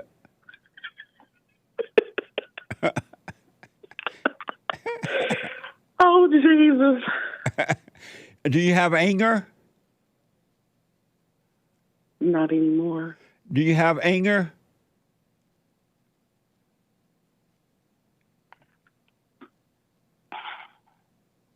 Yes. Why you lie? I said not anymore. Because, okay, do they go away slowly or it just goes away immediately? It goes away instantly. Because mine seems to, gradually progress. So I'm like, okay, I see changes where things don't affect me like it used to. So you still have anger. Have you heard me say forgive your mother? I have forgiven her. You went to her? I have not went to her. No, Jesse, I did not go to her. So you have not forgiven her then? Why have you gone? God said, you got all this belief in the Bible. In the Bible, God said, go and forgive, and I will forgive you. Why have you done it? I'm going to tell you the honest to goodness truth. The only reason why I haven't done it because I don't see millions of people around the world going to their mothers. Well, what it had to do with you? Because I think if God wanted us to do that, he would have told, like preachers, wouldn't they have listened to it hundreds of years ago? Wouldn't they have been telling their family to go do that? He said hundreds of years ago, if you are angry at anyone, you have aught against anyone, go and forgive them. I'm not angry at my mom. Yes, you are. I'm not, because I understand she couldn't help herself. So why have you gone and forgiven her then? I have forgiven her in my heart. What? No, you haven't.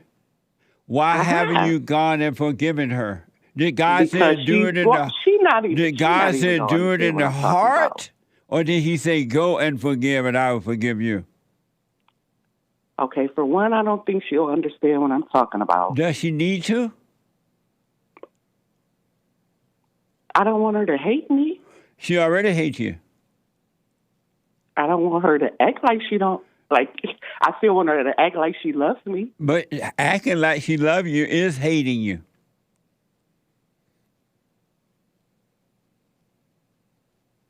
Okay. So even though she gave her heart to God.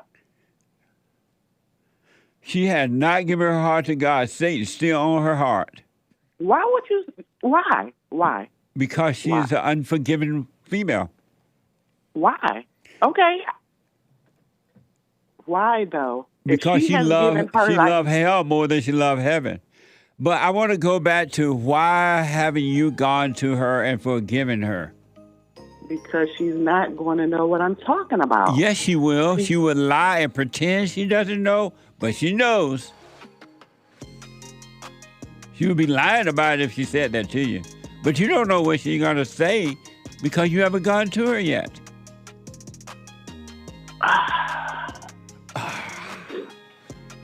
But why don't other Christians, why don't they have to do this? Everyone that want to return to the Father must forgive the mother. Hold on. Back in a moment.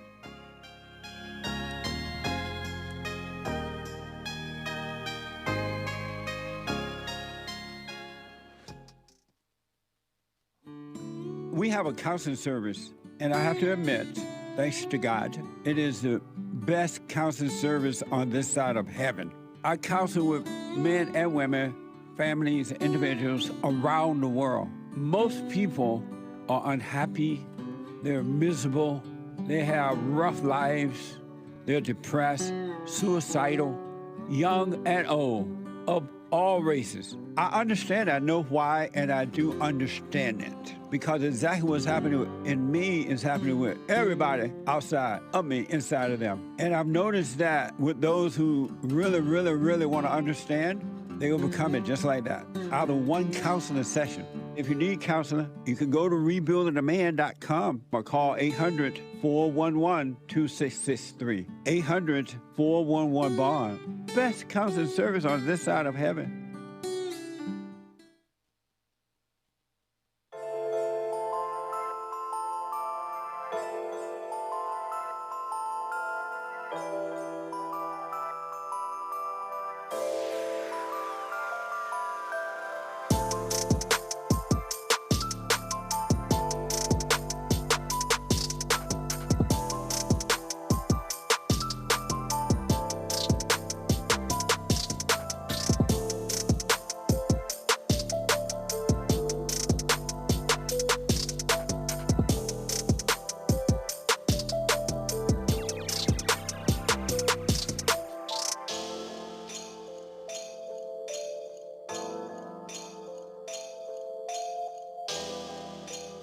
Amazing. Welcome back. 888-7753-773.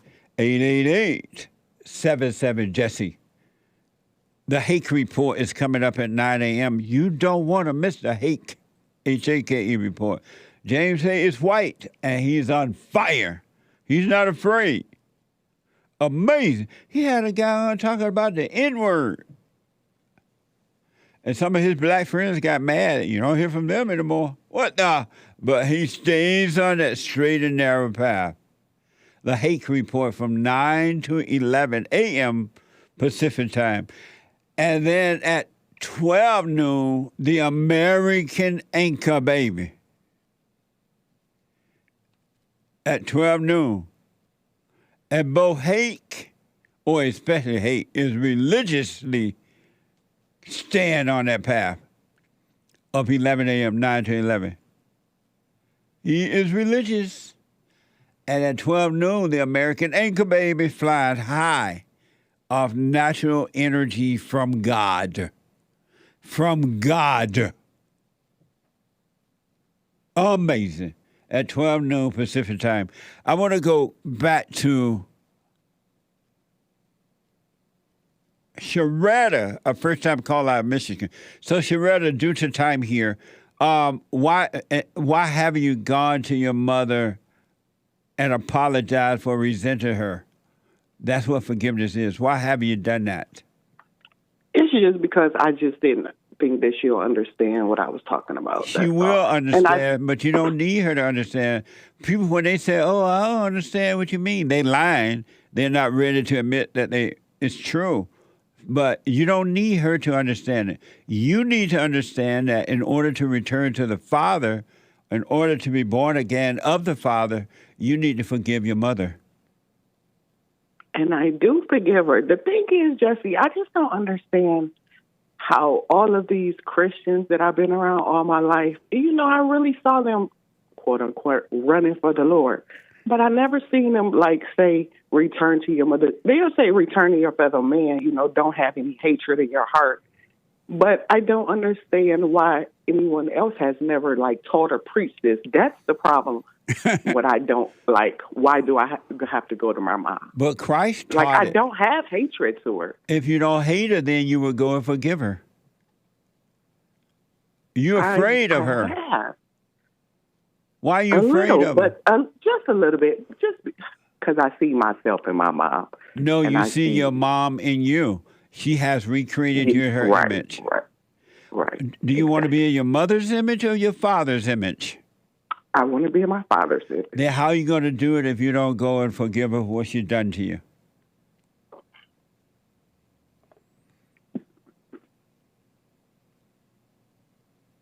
Okay, I will. No, I ask you, how will you become your father's image if you don't go and forgive your mother? Is there another way for that to happen? Yes, because I have forgiven her in my heart. Did God say do it in the heart or go and forgive? He did tell us to go and forgive. So why are you obeying the devil? I will do it. I just can't wrap my mind around why everybody else hasn't been doing it. What does it have to do with you? Or even thought of. What does that have to do with you? Let everybody else stay in hell. Don't you want heaven on earth? I do. So why do you compare yourself to others? Galatians 6 said, don't compare yourself with others. Just look at your own works. Why are you doing that? Mm-hmm. I will. I will go see what happens. It's the holiday. Can I at least wait after Christmas? You might not be around after Christmas. You're right. Okay. Never put off today what you can put tomorrow what you can do today. So I cannot do it over the phone. I have to go personally to her. If you could be looking at her, you need to be looking at her so you get your courage back. Because right now you have fear, and your fear came from your mother because you have the same spirit of fear that she has. She has recreated you in the image of the devil, which is in her.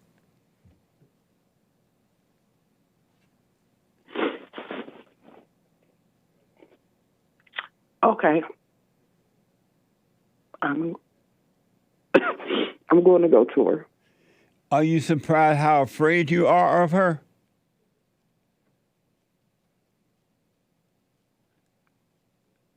Not really.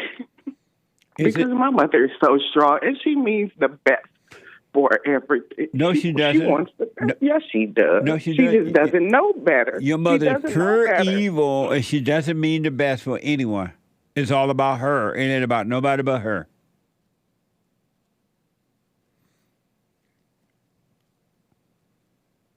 Jesse, my mother is a missionary. Evil on a mission, you're right, to kill souls. Not.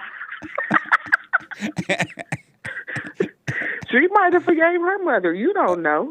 If your mother had forgiven, you would know. So let me ask. One more last question before you ask that question. Yes. Can I ask my kids to forgive me? No, you can apologize to them for what you've done to them because you have recreated them in your image in the same way your mother has recreated you in her image. Because the gates of hell come through the woman, and until you forgive, you're going to do exactly what was done to you by your mother. Did you turn your children away from their fathers? Me or her? You. No, I did not turn my children away from their father. Then why are they closer to you than they are their father? I don't think they are. Yes, they are. Why? Because that's the way you want it. No. Yeah. I don't want them to be close. I want them to be close. Wait, they're close to both of us. They're close to both of us. Nope. Why would you say they're closer to me? Because you have done to them what your mother done to you. Because I haven't went to forgive my mother, so they're closer to me. Yes. He ain't went to forgive his mother either. Who? They daddy, my husband. Do you obey your husband? You about to lie. No, I was about to ask you. I was about to say I do. I was about to say I do, but I was about to ask you a question because I didn't want to lie. Do you obey your husband? No, I'm going to say I do. Yes, I do. Do you obey your husband? Yes. Do you obey your husband? Yes. Have you apologized to him? Because you know why? Why? Oh, well, so I don't obey my husband because I haven't apologized to my mother. You haven't apologized to your husband for turning his children away from him.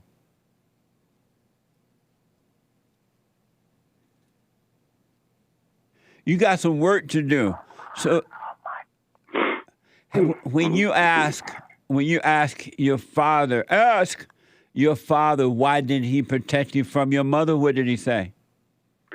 So he has passed, but this is the thing. This is my question, what I wanted to ask you about with them. So my father, I lived with him. a lot growing up because my mother was on drugs before she turned her life around and got saved, which she is saved. But before all of Yeah, that they happened, got you know, water and hell too. oh my goodness, whatever. So I lived with him a lot. She was in the Army for a while, and then when she came back, she was on drugs. So I went back to him. So I was always close to my father. So it wasn't like I wasn't never close to Nice. my father. I could say equally I was close to my mom and my father. Well, I'm glad you were close to your father. That's why I don't have hatred in my heart for her because I understand. I don't judge her. She couldn't. I made mistakes in my, my life as a parent. So go and forgive her then.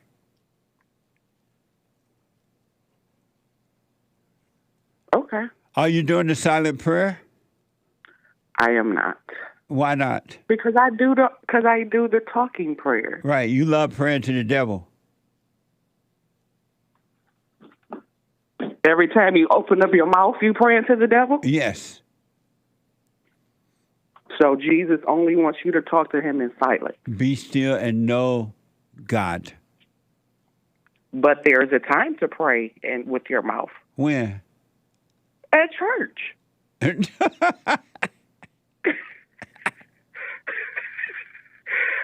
Jesse, listen. I have to open.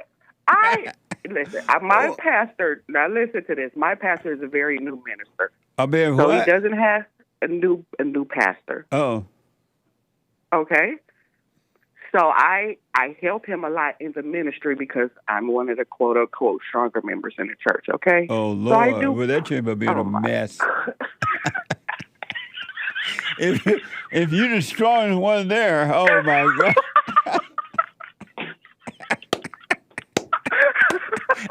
You know what? Okay, fine. That's right. I don't do that, Jesse. Thank God. But I do. I know people who speak in tongues, and I believe that they are very sincere. Yeah, right. Sincerely worshiping Satan. That's another. So the words in the Bible. That's another thing that I don't understand. The speaking in tongues. How you don't believe in speaking in tongues. I don't understand that either. Well, you will. If it's clearly in the Bible. Here's what I recommend, because I got to go now. I just got to run. Number one, I recommend you go and forgive your mother. And don't ask for forgiveness, but forgive her for what she's done to you. And then I recommend you do your little hoop and holler and prayer and all that mess. And then be still and know God. Do the silent prayer. And just do both until you see the right way to go. And you will see it. Apologize to your children for imposing your will on them and turning them away from their father.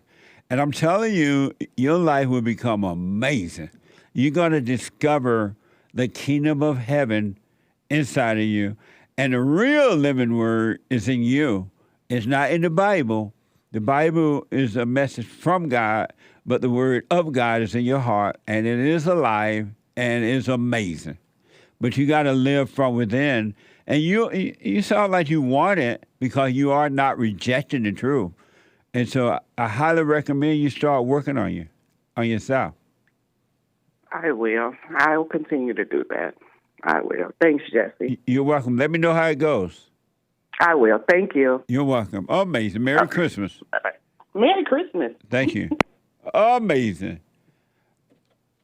888-7753-773. Let me do some super chats and then we get back to the phones. Super chat. Super chat. Super. Good morning again. Gregatron bought you 2 coffees, Jesse. Thank you. I listen to your show while I vape. I listen to your show while smoking cigarettes. I listen to your show while smoking pot. I listen to your show while drinking alcohol. I listen to your show while snorting coke. I listen to your show while shooting heroin. I listen to your show while smoking meth. I listen to your show while smoking crack. I listen to your show while taking fentanyl. No matter what you're doing, you can listen to the show. Nice. Double exclamation mark. By calling the listen line on your iPhone or iPad at 641-793-1500. Thank you. Over on Buy Me a Coffee, LSA Aurelian. LSA!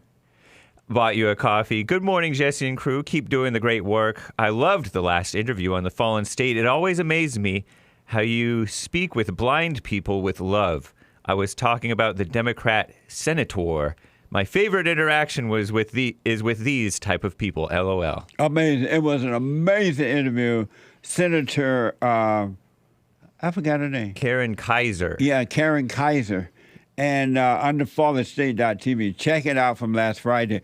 And by the way, we don't have a brand new episode this Friday because the producer of the Fallen State is out of the country. And he'll be back next week. So no brand new episode this week. So enjoy Karen Kaiser. It was amazing. Thank you. I plan to talk about Karen Kaiser's recent tweet. She had a recent tweet about the abortion thing. Karen Kaiser's a mess. Yeah. State senator out of the state of Washington. Yeah. A mess. Okay. Wayne from Texas bought 5 coffees. Hi, Jesse. I don't understand why people can't see that their thoughts are not of them. Put another way, people, wake up! Your thoughts are trying to sabotage you. I start doubting my thoughts many moons ago. He said. I noticed that if I unpacked, developed, and followed them, I would sink my own ship. So I would literally counter them with, that's a lie from the pit of hell. And then I would verbalize the exact 180-degree opposite. For example, the thought says you're not going to make it. I would verbalize I'm going to make it. And unpacking and developing that path caused me to become a success. Today, thanks to you, Jesse, I only watch. In church last week, you said, you know when someone is fibbing when they start a sentence with I. Brilliant. Further to that, you can also know that your thoughts are fibbing because they always start with I. Deep. Stay on the narrow, Jesse, and keep up the good work. Cheers. Thumbs up. Amazing. Thank you. Merry Christmas. JLP 2024 bought 3 coffees. These are super chats, guys. JLP 2024. Let me see what the Great White Hope has to say. Since you mentioned that. Just FYI. I don't frankly have time for total political correctness. And this country doesn't have time either. I agree. Amazing.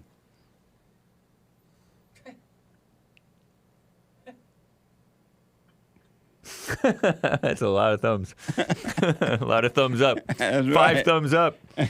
JLP 2024 with his 3 coffees, her 3 coffees, I should say, says, I told Jesse that my husband allows me to stay at home with no kids. Jesse told me to get pregnant if I were white. I'm not. My husband is. So I suppose I'm off the hook. Amazing. I didn't know you weren't white. What you doing with a man that you ain't white? What the? Anyway, since you are married to him and he is white, make some real light-skinned white babies. White on the inside. That's right. If ever we needed white babies, we need them now. And in a hurry. 30% white on the outside. Yeah. Like Joel Friday. Get busy. You have no excuse. Ain't no way you need to be sitting up at home and ain't pregnant. What the? We need white babies. That's right. Thank you. Soul Conscious 5 coffees. Jesse, my answer to the biblical question is... Do you worship yourself? Yes, I do worship the not me, myself, unconsciously. That's why the silent prayer is so important, so that I don't worship myself. Thank you, and I'll put my 2 cents in on Sunday. I appreciate it. No Fear, Just Faith bought a coffee. Shout out to my favorite caller, Ronnie from Ohio. I actually listened to the Hake show today, meaning yesterday, and it was pretty good. Nice. Good calls from Keith, William, Ronnie, Joe from Phoenix, Maze. Hake show is full of black excellence. Nice. And capital B in the word black. Is that right? They call my show? Yeah, Ronnie from Ohio called Hake as well. All right on. Yep. Thank you. James Fisher bought 20 coffees, very generous, saying, Jesse, thank you for pointing all to God through the Son of God. May God's will be done. I hope his will is Donald J. Trump leading our great country in 2024. I do too. Amazing. Thank you. Someone bought a coffee. Hello, sir. My question wasn't clear yesterday, and my apologies for that. Love church. However, my question is, what is your agenda during the week? To talk about white and black or color people so much? Are you referring to people or evil and good? Just trying to understand your motives. Seems like you go unconscious during the week and conscious on Sunday. Am I tripping? And I take it the emails don't get responses? We can't forget, us the people who listen, you are in human form no matter how spiritual we get. So they want to know Why I talk about black people, white people? So much during the week. Because they're a problem. What the? Number one, the blacks hate the whites. Not all the blacks, though. But they hate the whites, and they're trying to run the whites out of their own country. And if white people don't speak up, it's over for America. And white people have nothing, zero. They have never had and never will have anything to do with black people having their own problems. But they're afraid to speak up. And I'm trying as the best as I can to wake up the whites so that we don't lose America. So, thank you. I hope that answer didn't answer. I think it did. Just trying to understand your motives.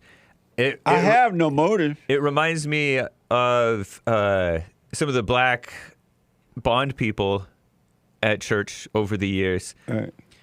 Have liked your spiritual stuff, but they're like, oh, I don't like when he talks about politics or race. This reminds me of that.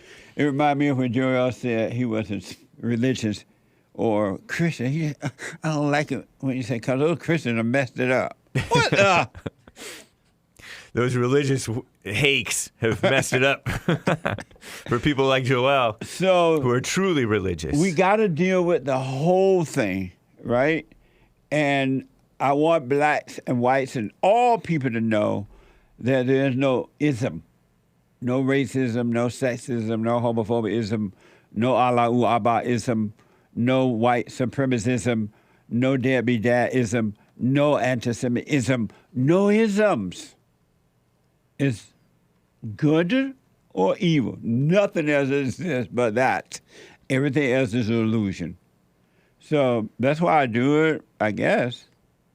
But thank you, though. Amazing. I hope that answered. If not, you can restate it or call me up. You can call the show at 888-7753-773 in case you have follow-up questions about it. Thank you. Several diamonds from various people on D-Live. Stan 69. D-Live. Stan 69 with a diamond. How does supporting Israel benefit the U.S.? Well, Israel is our ally over there in the Middle East. They're the only people over there that like us. And so since they like us, it's a way of saying thanks by helping out. That's what I've been told. I don't know. But that's what I've been told. I don't know, but I've been told Jesus passed through Jericho. You heard that before? Yeah. Only from you singing it. Where's Jericho? What? What's Jericho? Jericho is where the walls came tumbling down after the Israelites marched around the walls of Jericho. Oh. And then they said, yeah. And then the walls came down, and then we were able to attack. We, the Israelites, were able to attack and take out Jericho. Nice. Yeah. I like Don't mess with the Jews. Where's the Jericho? Your wall coming down if you mess with the Jews. Indeed. Jericho wall fell. Thank you. Henry Ford lives with the diamond. No more wars for Israel. Jesus Christ. Stop this. End the war. Lay your weapons down. Both sides. I got to take a break. 1 more hour to go. When I come back, your phone calls and your super chats and everything. Hate news, not the fake news. I'll be back in a moment.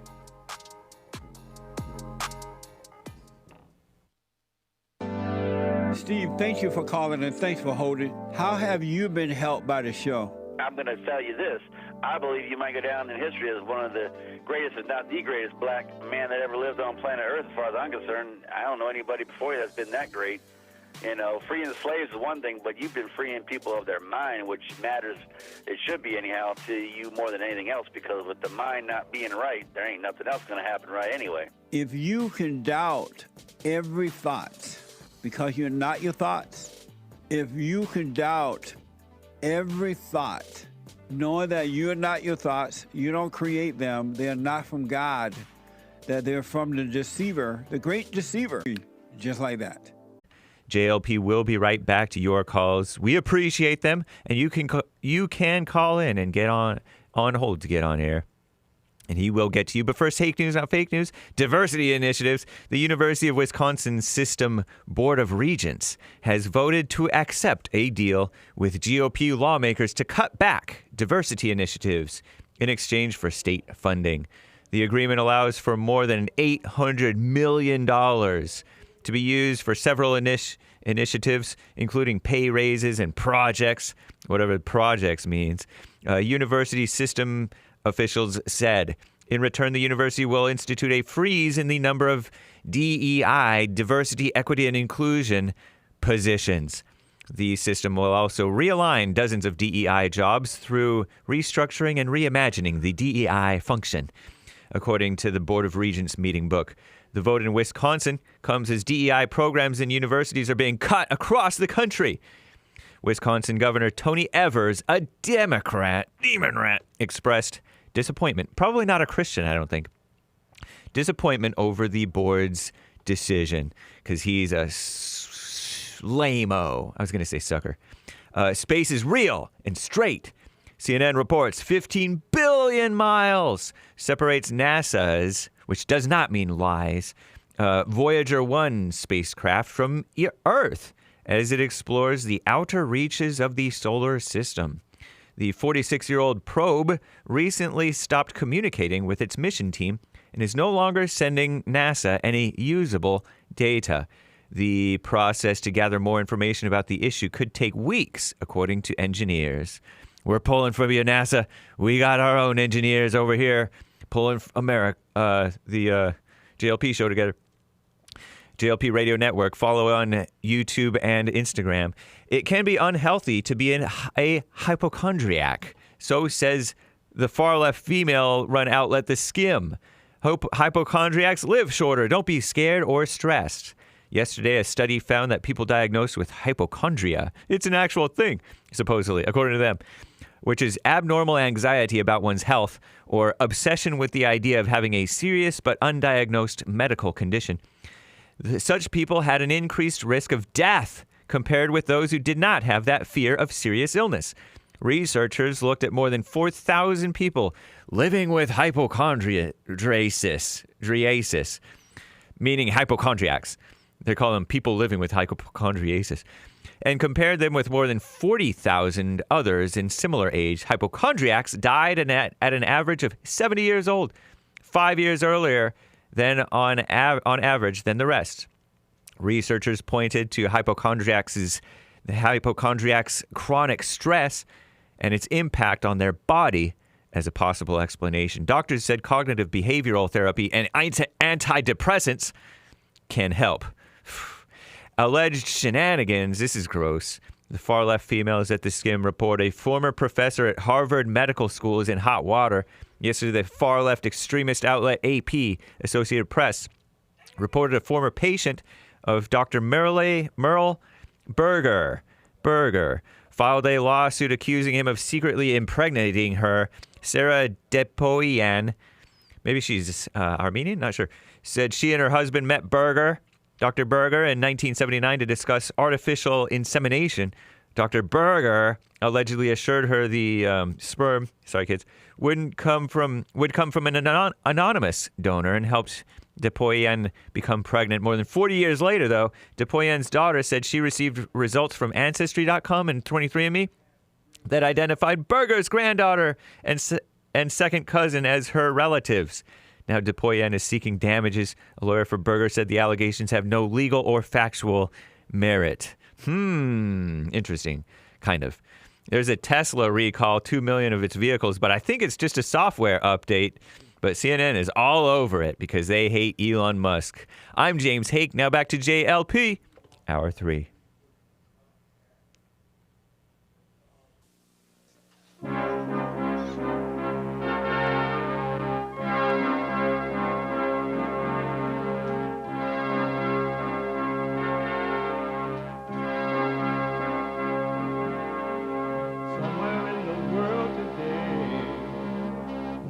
To stand up strong, face the truth about themselves, to understand what went wrong. I know we can find a way.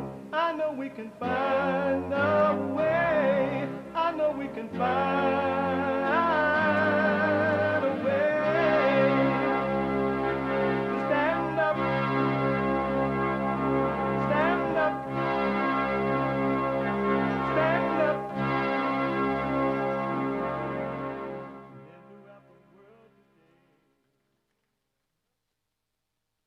Uniting the races with truth instead of dividing them with lies. We're also rebuilding the family by rebuilding the man. I'm Jesse Lee Peterson. Welcome to the third hour of the show today. I got to tell you this. So you guys donated to help us get new equipment, upgrade our old stuff, computers and all that studio, and we're doing it bit by bit. And my headset sound amazing. Billy bought a new part for this, upgraded it, and so far, man, amazing. So thank you again. It's my headset sound like now they going north. It sound amazing. Thank you, Bill.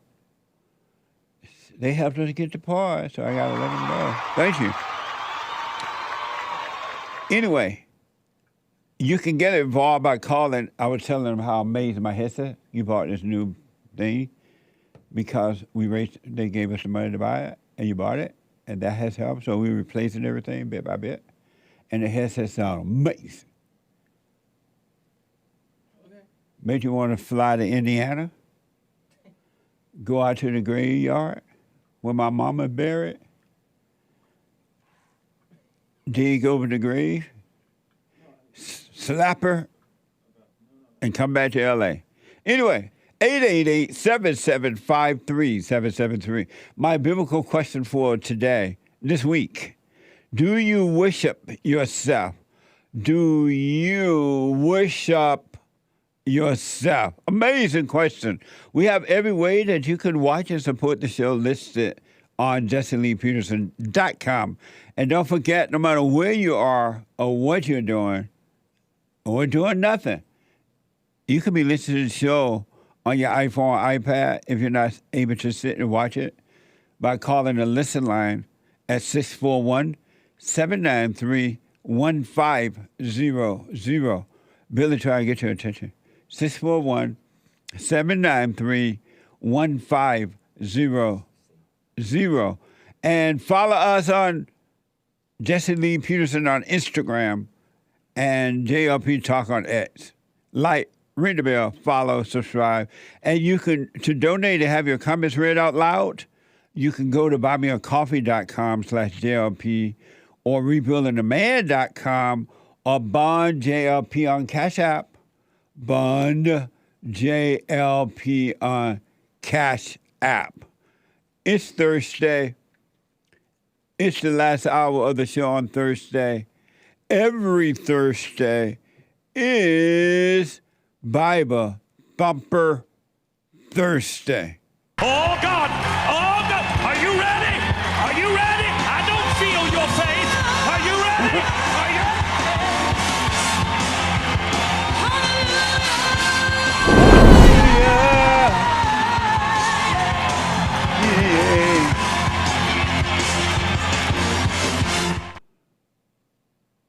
All an act. That's all it is. Actors on a stage. It has nothing to do with God. Zero to do with God. They're just actors and actresses on a stage. Isn't that amazing? Are we able to do super chat? Yeah. Oh, okay. Let's finish those super chats. Then we'll get back to the phone. Super chat. Super chats. WD41 donated a diamond, no message. Thank you. Thanks for the support as always. Yeah, I appreciate it. Stan69 also donated another diamond. Jews see Gentiles as less. Muslims are the same. Jews see Gentiles as less, and Muslims see non-Muslims, I guess, as less as well. Amazing. Wish them well. They can't help it. Thank you. Yeah, it's human nature. Yeah. Henry Ford lives with a Ninjagini. Jesse, did you buy that IDF T-shirt in Israel that says 1 shot, 2 kills for pregnant Palestinians? It's kind of vulgar. Well, I didn't, but when I go there tomorrow, I'll buy one. Okay. And then when I go tomorrow, I make sure I pick me one up. I asked Stardust about that. She wasn't familiar. Yeah, I've never heard that either. But thank you. Ethan bought you 3 coffees. Hey, Jesse, question. While doing the silent prayer, how can you tell the difference between God's voice and your own thoughts when you're supposed to let all thoughts pass? Because God's voice is a voiceless voice. You don't hear a voice. But in thought you do. So the thoughts that you're hearing are of your father, the devil, and God's voice is a voiceless voice. Amazing. It really is a voiceless voice. I've been hearing it all my life. And now I can personally tell you, that God's voice is a voiceless voice. It's amazing. Thank you. Also on Buy Me a Coffee, someone bought 3 saying, Merry Christmas to everyone at Bond. Merry Christmas, baby. You sure been good to me. I said, Merry Christmas, baby. You sure been good to me. Merry Christmas. Thank you. Cactus Eater Bear donated a diamond saying, a couple of diamonds actually, saying, have you noticed more people enjoying Christmas this year? Merry Christmas. Merry Christmas. I do see a major warfare against Christmas this year. There are people out there who hate Christianity. They hate Christ. They hate what's right. And they're doing everything they can to prevent Christmas from happening. That's amazing. They're going after no other religion but Christianity, but Christmas. Isn't that amazing? Thank you, though. Charles bought a coffee. Ron is a perfect example of what that caller said yesterday. Blacks are only into being black. Yep. Can you imagine Ron called up from Texas, called about the color of Jesus, Yet he doesn't even believe Jesus existed. What the? So if you don't believe Jesus existed, how did you come up with the idea about what color is Jesus? Come on, man. And he thinks he's a Jew. What? A black Jew. Joel says, you know Satan is busy. You know Satan is busy. If you don't believe Jesus existed, why would the color of Jesus even come to your mind? But I'll argue with you about it, Ron. Call the Hake report, Ron. Call Hake at 9 to 11. We like mess. TheHakeReport.com. Mr. J bought a coffee. Ron calling in saying, you white people, and talking about green or black Jesus he doesn't even believe in. He could just come out and say he hates white people. All this mess he's spewing just means I hate everything white. But like JLP say, I totally understand why he's that way. Yep. And he would save himself a lot of time if he just said that instead of coming up with all this other mess. And what the? Thank you. But then what's he going to do with the rest of the time? Think of other mess. Siona went Sion bought 3 coffees. Jesse, bear emoji. Or chipmunk emoji. You're right. Hassan Yeezy's dog looks so pitiful. Makes me like him, and I only like German Shepherd. All quiet. And I heard him whining in Yeezy's channel once like a baby bottle emoji. Jesse, love you. Always appreciate you for helping me overcome stuff in my life I was going through. I love you back and right on. Stay with it, stay with it. How come your dog looks so pitiful? Why he looks so pitiful? It's the owner. He look like he's scared of the black. That's just the look, you know? Has he been beaten before or something?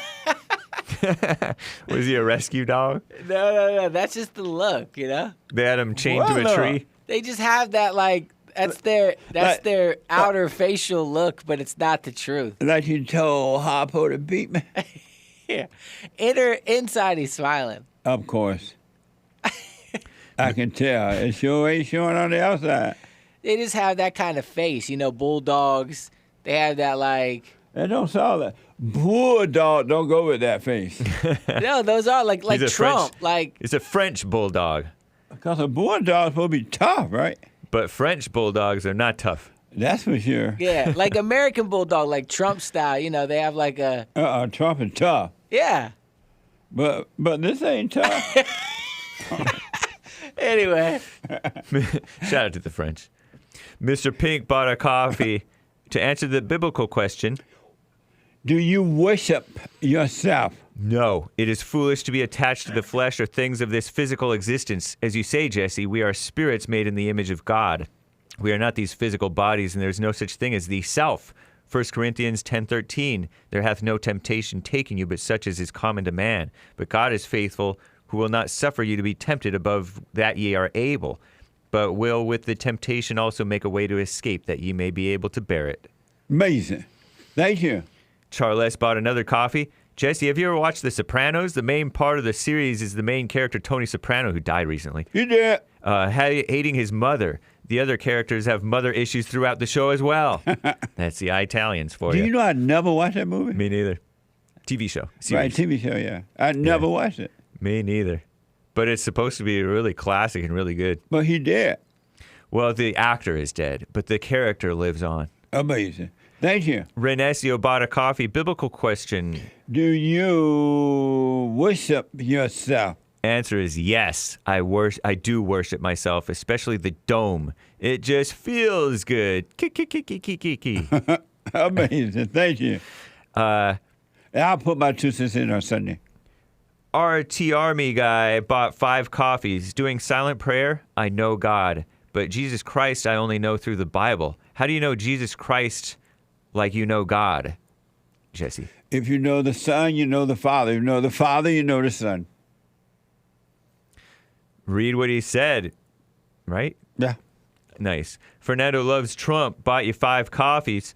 Jesse, I broke all the rules. I married an older woman who had kids with another man. We were together for 5 years. Out of those married 3, we have a son together. Real men make boys first, haha. But have recently separated and eventually going to file for divorce. Did I fail as a man? And what would God say about me? He would say, run, and don't look back. You better be glad you're getting out of that situation. Amazing. Thank you. Let me do this. Thank you all. All right. Very much. I got something I got to do. We're going to come back to those. We're going to finish up on them. Okay. I do appreciate them. Thank you. But it is Bible Thought for Thursday. And I just want to put this out there. Then I'm going to get to the callers. Some people believe in the resurrection. You ever heard that?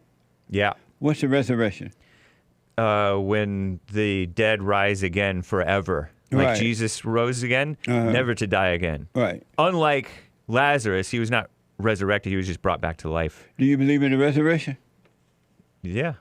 Why you say Lazarus was not resurrected? He was raised from the dead, but I believe that he was going to just die again later. What? I believe that Lazarus, from what I understand, Lazarus, later on, he was going to die like a normal. What was your point of mentioning Lazarus? Because that's a distinction from being resurrected. Resurrected is never to die again. Oh. Yeah. And where's Lazarus now? I don't know, actually. I rest my case. He may have been resurrected. I rest my case. Whatever. I don't even understand that. But Joel said he believed in the resurrection. No, he believes in the resurrection.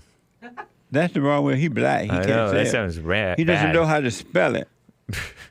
That's why he wrote that way. No, he wrote it that way because he's being funny. I want to know from the Christians out there, what is the resurrection? And do you believe in it? This is from a Southern Seminary. A video called, What Does the Resurrection Mean to You? Watch this from Southern Seminary. Watch this.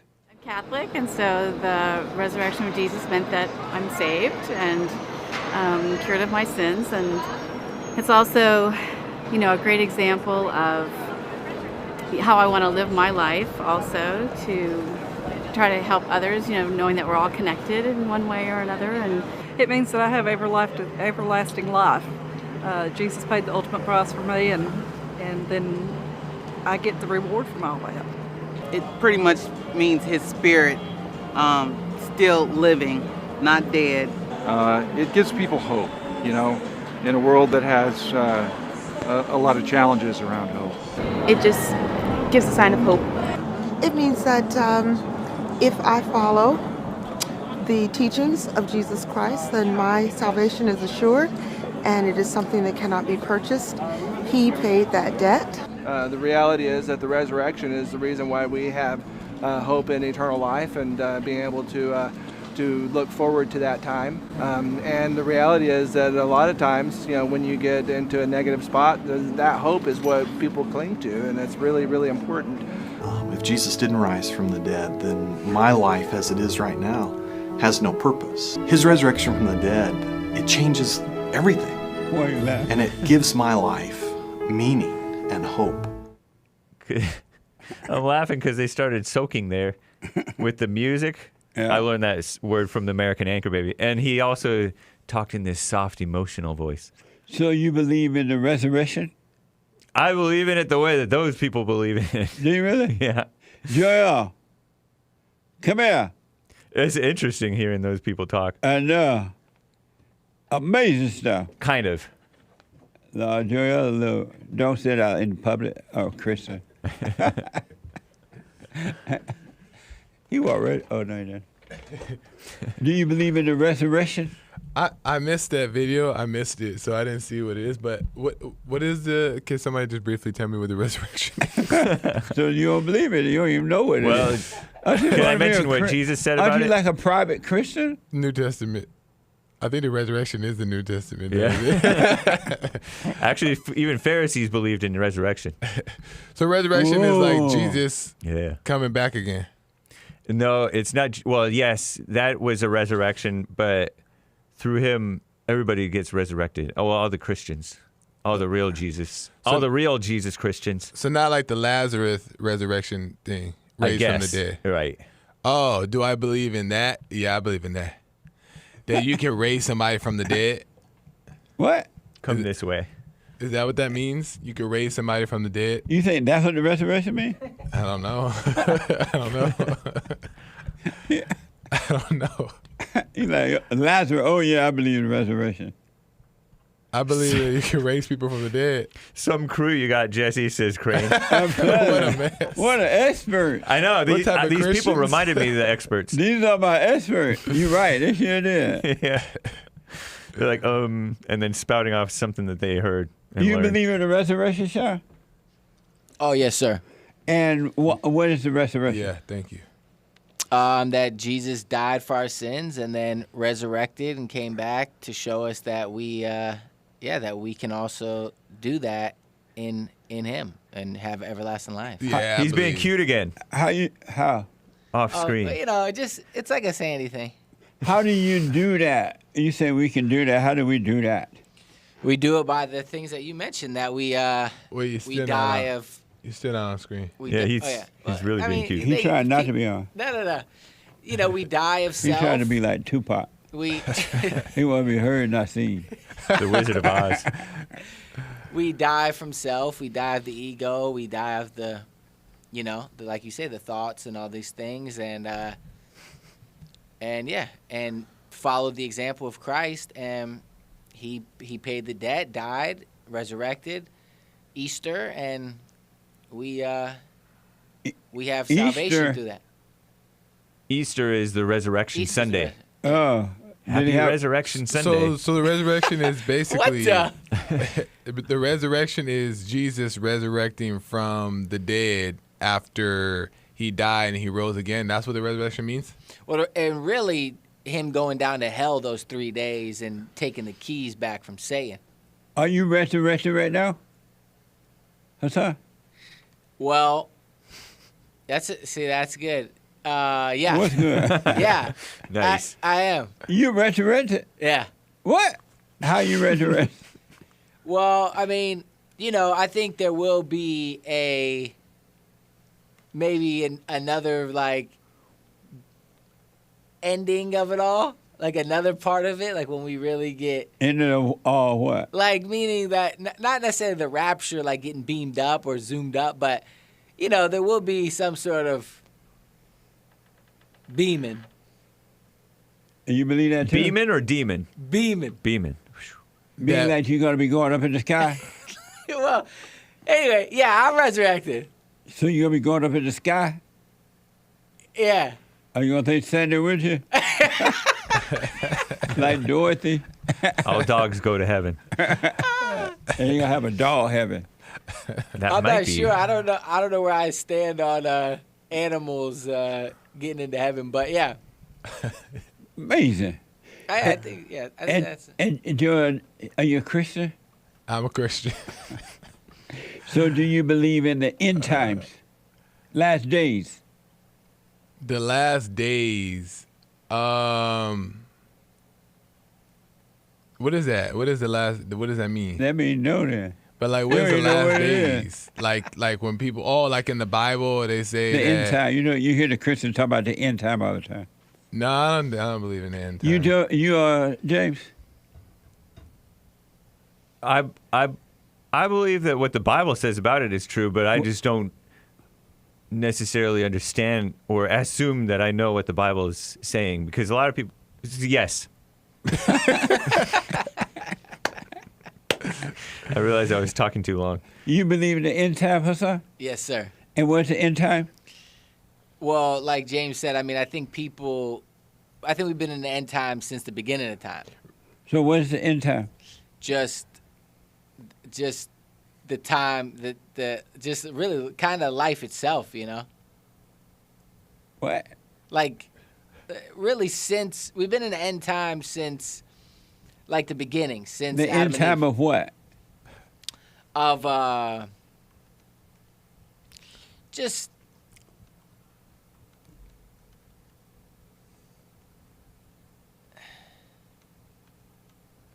I feel like we're there now. I don't know. Yeah, it's a good We're on question. the radio quiet. Well, I believe. You believe in the end time? Well, the reason why I don't believe in the end times is because of what Hassan is saying about we've been in the end times and it ain't end yet. Now, I ain't saying I want it to end, but it ain't end yet. But we've been in the end times. What does that mean to be in the end time?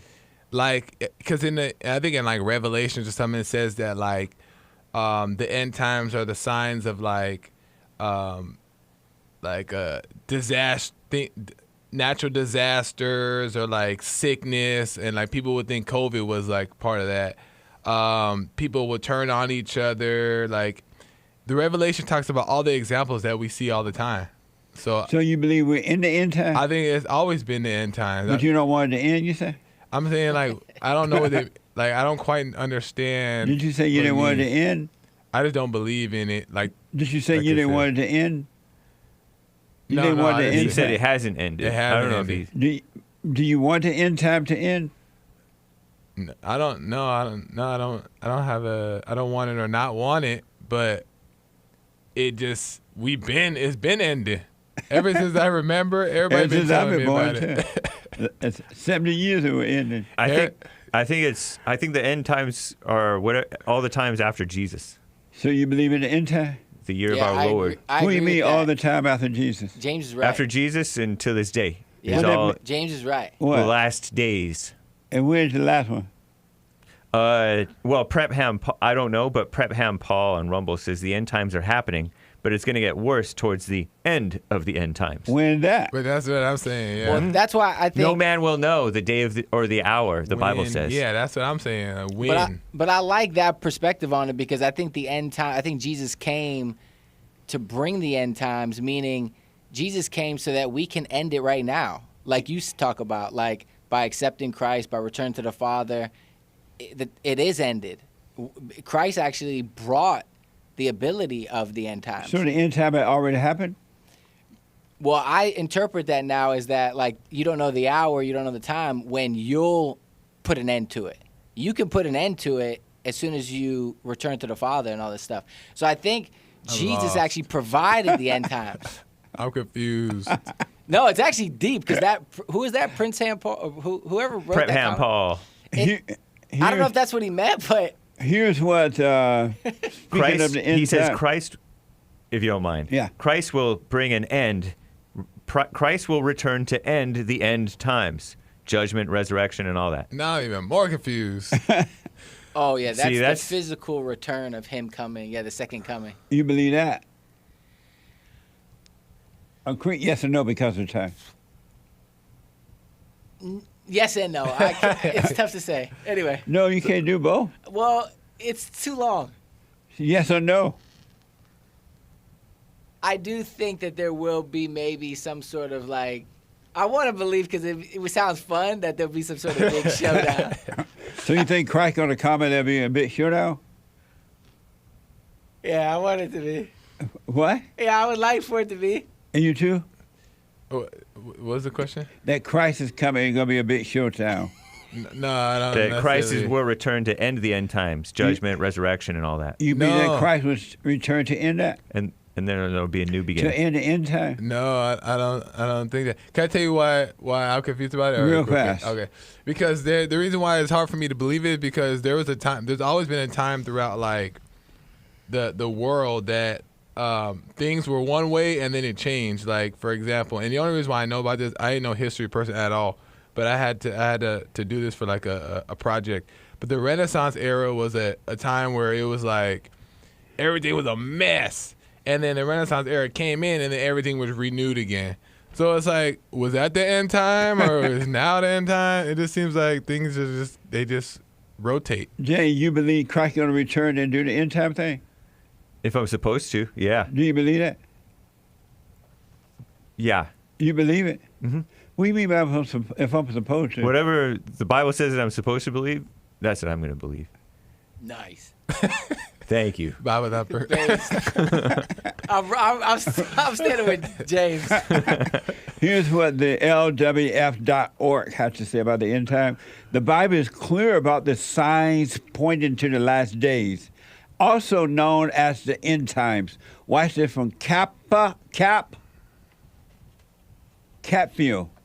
Right, Sean? Capfield. Watch this.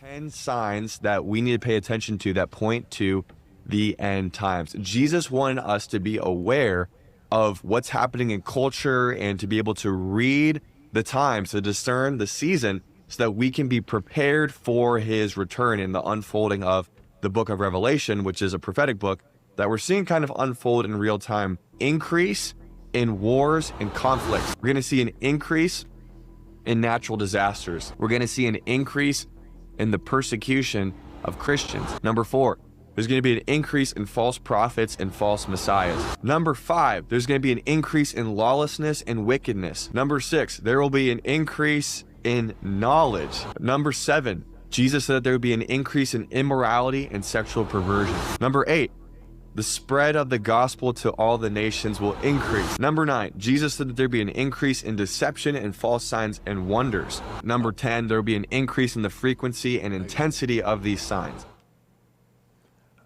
Let's prep him. That's Capfield. Chatfield. You believe that?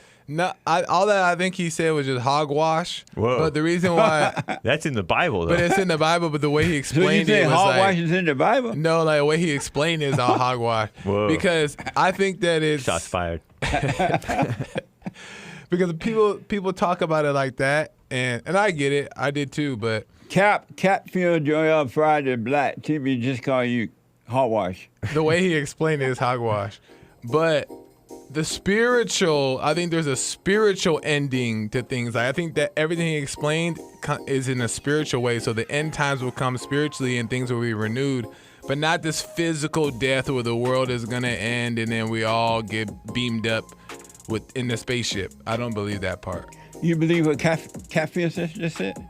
Yeah. And why? Because it's in the Bible. It's a fact. What's a fact? Those things are going to increase. Oh. I don't know when it did, or if it already did, or if it comes in waves, because I haven't been around that long. But I've seen it increase in my life, some of that stuff. And you believe that too, Sha? I do, but not in the exact way he's saying it, because, I mean, if we're talking about crime and war, it's been way worse wars and stuff, thousands of years ago. But so this is the end times. Because they had the atomic bomb. Okay. Thank y'all. Back in I was able to overcome anger. The spirit of anger was taken away from me. I had it. And as a result of having anger, I was insecure. I had doubt, worry, fear. I was in a fallen state and didn't know it. And it wasn't until I went and forgave my mother, who tried to turn me away from my father, I forgave my father for not being there and returned back to him. My spirit connected with his spirit, and through him, I was able to return to God. And I have perfect peace. Perfect love casts out anger. And when anger is gone, fear and doubt, worry, insecurity, suicidal thoughts, all of that is gone. And you are free. Amazon.com, Barnes & Noble, or if you want an autographed copy, you can go to my website at rebuildingtheman.com or call 800-411-BOND.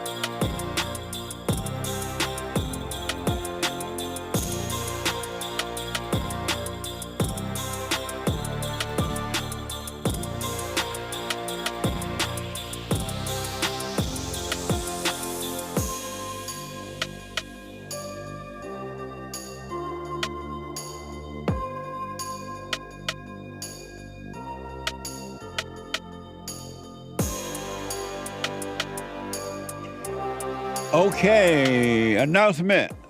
The Hake Report is coming up at 9 a.m. this morning. The Hake Report from 9 to 11 a.m. Pacific time. The Treasure Chest is now open on D-Live.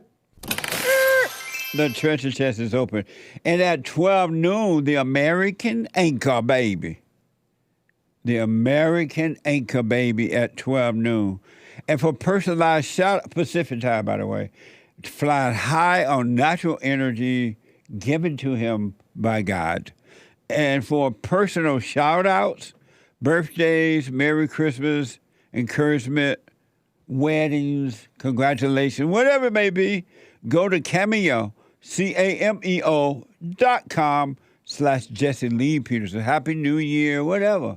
CAMEO.com/Jesse Lee Peterson. And this is the end of the year, so a lot of you are making donations to different nonprofit organizations. Remember us, we are 501c3 write-offs too. You get it back with your taxes, and I appreciate it.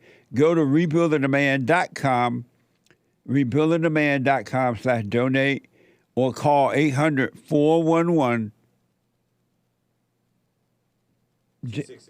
2663 800-411-BOND to make your end of the year tax write-off donation, all right? We are 503c1. Thank you. Let me go to the busy phones, and then we get back to the super chats. Terrence is a first-time caller out of Texas. Terrence, welcome to the show. You're on the air. Hey, Jesse. Good morning. How are you? All is well, Terrence. Thank you for holding. No worries, my man. No worries. Yeah. So, first-time caller. I was just calling to, I really appreciate what you do, the call that you take, and all the advice that you give out, and your very witty comments. So, believe it or not, I've been following you since 2018 when I was still back in China, and YouTube is actually blocked there, so I had to jump through hoops, but I still listen to you. So, right on, yeah. Man. That's amazing. Wow. Right. Yeah. Anyway, so I just said, you know what, I'm going to try to call today and, talk to you a little bit. Yeah. Okay. And tell you. Yeah. So anyway, I would like to answer the biblical question. Do you worship yourself? Do you worship yourself? I would say, yes, I do. I do worship myself, yes. And how do you do that? I would say I worship myself in a few ways. First of all, every now and then I would catch myself, I like to feed on praise, on what other people say about me, oh, you did this very well. Oh, you did this nicely. Oh, you work hard. So, I feel good about it. It strokes my ego.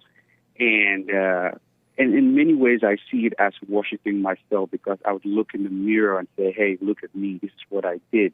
And these people are acknowledging me, But the good thing is, after listening to you and, watching your videos and, just reading stuff and researching what you say, I started, doing the silent prayer and started catching these different things. So it would come every now and then I would say, hey, I try to walk away from it. And I'll say, hey, okay, this person is saying this. Let me not react to it, because it's not me. It's something else that is, that which I have identified for a very long time. So, yeah.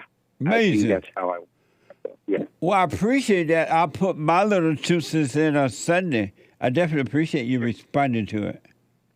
Right. Now, are you religious? Oh, yeah. Yes, I think I am religious. And how are you religious? What does that mean to be religious? Right. So, what it means for me is, first of all, I belong to a denomination, a religious denomination, which is under the Christian umbrella. And in that way, I think I'm religious because this denomination has, certain established principles which I follow. And, for example, I believe in God the Father, I believe that Jesus Christ is his Son. So some of these different precepts. And that's what it means to be religious? That's what it means for me. Well, that's how I interpret it. Yes. So I look at it from that perspective, that, religion, the religion I follow, which makes me religious. So that's how I look at it. Oh, amazing. Right. Interesting. Terrence, thank you, man. I appreciate you. No problem.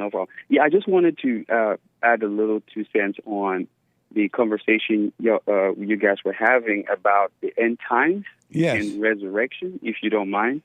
Okay, real fast. Go ahead. Yeah. So, I think resurrection in itself would mean, like rising from the dead, coming back from the dead. But the main point in the resurrection, at least from a religious perspective, it had to do with God, showing us a signal that is letting his son, his only son, die for our sins.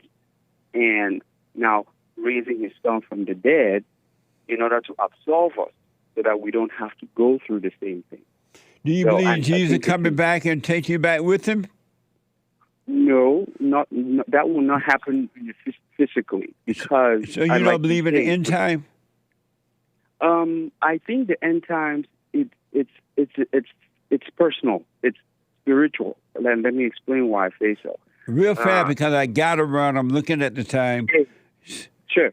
So, for example, like the chaos that goes on in my life, for example, for me, the moment I return to the Father, in the Bible it says the chaos is going to stop when Jesus comes. So once I return to the Father, I accept Jesus, the chaos stops. So that is my own way of stopping the end times, which is personal to me. It's in the spiritual realm because Jesus already did the physical one. He died and he rose from the dead. So amazing. That's how I see it. Thank you, Terrence. I appreciate that, man. Call me again. Yeah, sure. Yeah, I will. Okay. All right. I'm changing. I no longer judge myself. I am changing. I no longer compare myself. You hear this song? I'm changing. Let me go quickly to... is it Mimi? Mimi, a first-time call out of Ohio. Mimi, welcome to the show. You're on the air. Thank you. I cannot believe I called you. Oh my gosh, I just thought, I want to talk to this guy.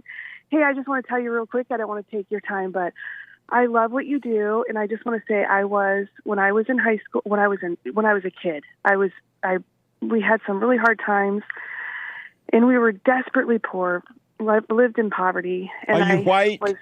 I'm white, yes. You and white? I was in a 99.9% black neighborhood. Whoa. And there was only one other white girl. And as I grew up and I got into high school, you know, I'm Catholic. So I went to a Catholic school through scholarship. And let me tell you, I was tormented in government housing for being white, for going to a private school, By the for blacks? bettering myself. Yes, tormented. Things thrown at me. My brother had a gun at him. My baby sister had a knife drawn. Like, horrible, horrible stuff, you know, taunted. And I had to keep my mouth shut. And I would have people, as I got older, you know, and matured, they would come looking at the windows and hooting and hollering for me, knocking on my window. I mean, it was crazy stuff, you know. Anyway, but I would go to school, and my best friend was black. And I loved her. We laughed so hard. And I would never tell her it was from government housing because she surely wasn't. She had a mother, father, great, you know. Anyway, it wasn't skin color for me.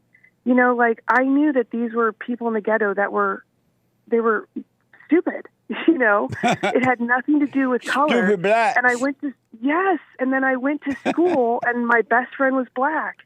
And there was no problem with that. And I didn't realize all this stuff until I started to get older and, you know, starting to listen to all this race bait. And I lived through it.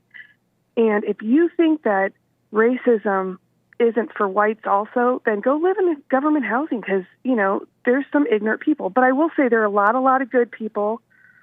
There are no good people. Well, you can't say no. That's pretty definite. But I promise you, there are no good people, period. I'm serious. Well, I've had more of a... I've had a good experience with some black women. What's wrong with the blacks? You know, I don't know, but I one time I heard something, and it was talking about how, like, demons, you know, can infiltrate, like, societies, like in Nazi Germany, and there really is something at the root of a problem in the black community. And I mean, you see it because, like, in the 1950s and 60s, they had fathers and mothers, and everything was fine. Yeah. You know? So we have a joke here in Akron. It's called Blackron, you know, and they're crazy, you know. And I can understand why people are hesitant of them because some of them are just nuts. So you were traumatized by the blacks? Well, I was, yes, for a while, but and did you end up marrying a black man? No, but I have a lot of black friends. I think it's the ghetto. It's like they're ghetto. Like they think it's funny to be ghetto or something. You know, I don't know what it is, but I am a teacher. I taught in Akron, Ohio. And like I said, I had this one woman who was black, who was wonderful, educated. I've had many black parents that were great. They're married, the ones that are married, like normal, balanced. But I had one lady who has kids with other daddies and just rich men. She hooks up with rich men. And she was a Black Lives Matter woman. And I remember she came to me and she was like mad at me because I took her kid to this table. You know, in math, we just go to different, I said at a table, if you need help, you can come to me. And anyway, she thought it's because I had two black girls there. You know, like I was being racist. And I'm like, they come to me, lady. You know, so there are the crazy. But anyway, I just wanted to tell you that. So amazing. That's my experience. Yep. So I love what you do. Thank you. Thank you. Thank you for calling out homosexuality, too. It is an evil. You know, we got to stand up for the truth of our Lord. It's all spiritual, wrong, false identity. So let me ask one quick and fast question. Are you a good person? I mean, I try to follow the laws of God and live in his love and love others. So, are you a good I try person? To do good. Yes, I try to be a good person. Are you a good person? Yes, I hope I am. Are you a good person? I don't know how you want me to answer that. Yes, I'm good. What do you want from me? And what's good about you? You know, I think everything good about me comes from our Lord. You what's know, good about you? That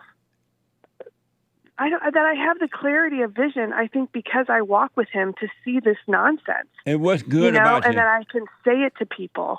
and I'm articulate, and I What's don't know What's good about you? about me. I'm fun. I'm loving. You fine? I don't know. I'm fun. Oh, you fun. I thought you said you were Yeah. fine. No. You're not fine? Well, I tried, but I'm married. So. So you're not a fine married woman. Yes, I am fine. My goodness, don't embarrass me. Do you obey your husband? Yes, I do. I absolutely obey him. Nice. I do. Well, then you're a good he's person. in charge. Yes, and yep, absolutely. And I have my kids obey him, and I watch my friends; their kids don't obey them. And I thought, well, you don't obey your husband. Why should they listen to you? That's right. That's deep. Mimi, thank you for your call. Call me again. Okay. God bless. And Bye. Merry Christmas. Oh, hate that. It's painful. Super chat. Super chats. Over on buymeacoffee.com, Hannah's O'Callahan bought 3 coffees. Yesterday, I suddenly became more aware than ever before. I knew all of me is falsehood. Nothing about me is real. And I am aware that I had this new level of awareness, and I knew it was from God. And I could see the fake voice in my head that sounded like me pretend to analyze this awareness. I could tell the difference between the pretend comprehension of the egos versus true knowing. This is a new heightened awareness I've only ever had since once before, a former nudge by God in the right direction. And this morning, this awareness and new peace is not stopping. Thank you, Jesse. God bless. God bless you, and that's deep. Stay with it. Stay with it. Amazing. Chill and Lean bought a coffee saying, Jesse, I understand your church is not hooping and hollering type, but would it be possible for Hassan to perform Waiting on God? Amazing song. Waiting on God, waiting on Hassan. God. Absolutely. Thank you. Hannah's O'Callahan bought a coffee. The end times is the ending of the time god, the devil. End times comes when the devil dies. You just gotta die. Amazing. Thank you. And thank you, guys. I do believe. Oh, shout out to Henry Ford Lives, WD41, Coffee Talk with Sandra, Cactus Eater Bear, Stan 69, Games for Rec, and the rest of the supporters for your ice creams, lemons, Ninja Guineas, and diamonds. Appreciate the support. Amazing. Thank you all so much. Thank you, thank you, thank you. One quick note. Some of the ladies of Bonn had a Christmas party, gathered, I guess it was Christmas, over the weekend, and they sent us here to the office a big platter of lasagna, and they baked some cookies. One of the cookies looked like me. Let me see that cookie. Bring that cookie, Joey, so I can show the folks. I already ate it over the weekend, but I do have a picture. You ate my face? Yep. What? Nah. What the? I was looking at it so long. Let me see if I can. Joey says, gone. Because James ate it. Where do I? But thank you, ladies of Bond. I appreciate it. The cookies, the cake, the lasagna. We tore it up in this office. Thank you, ladies of Bond. You know who you are. I appreciate it. Let me go quickly to amazing Eric out of California. Eric, welcome to the show. You're on the air. Thank you, Jesse. Yes, sir. So because it's Bible Thumping Thursday, I was hoping I could get your interpretation of a Bible verse. Okay.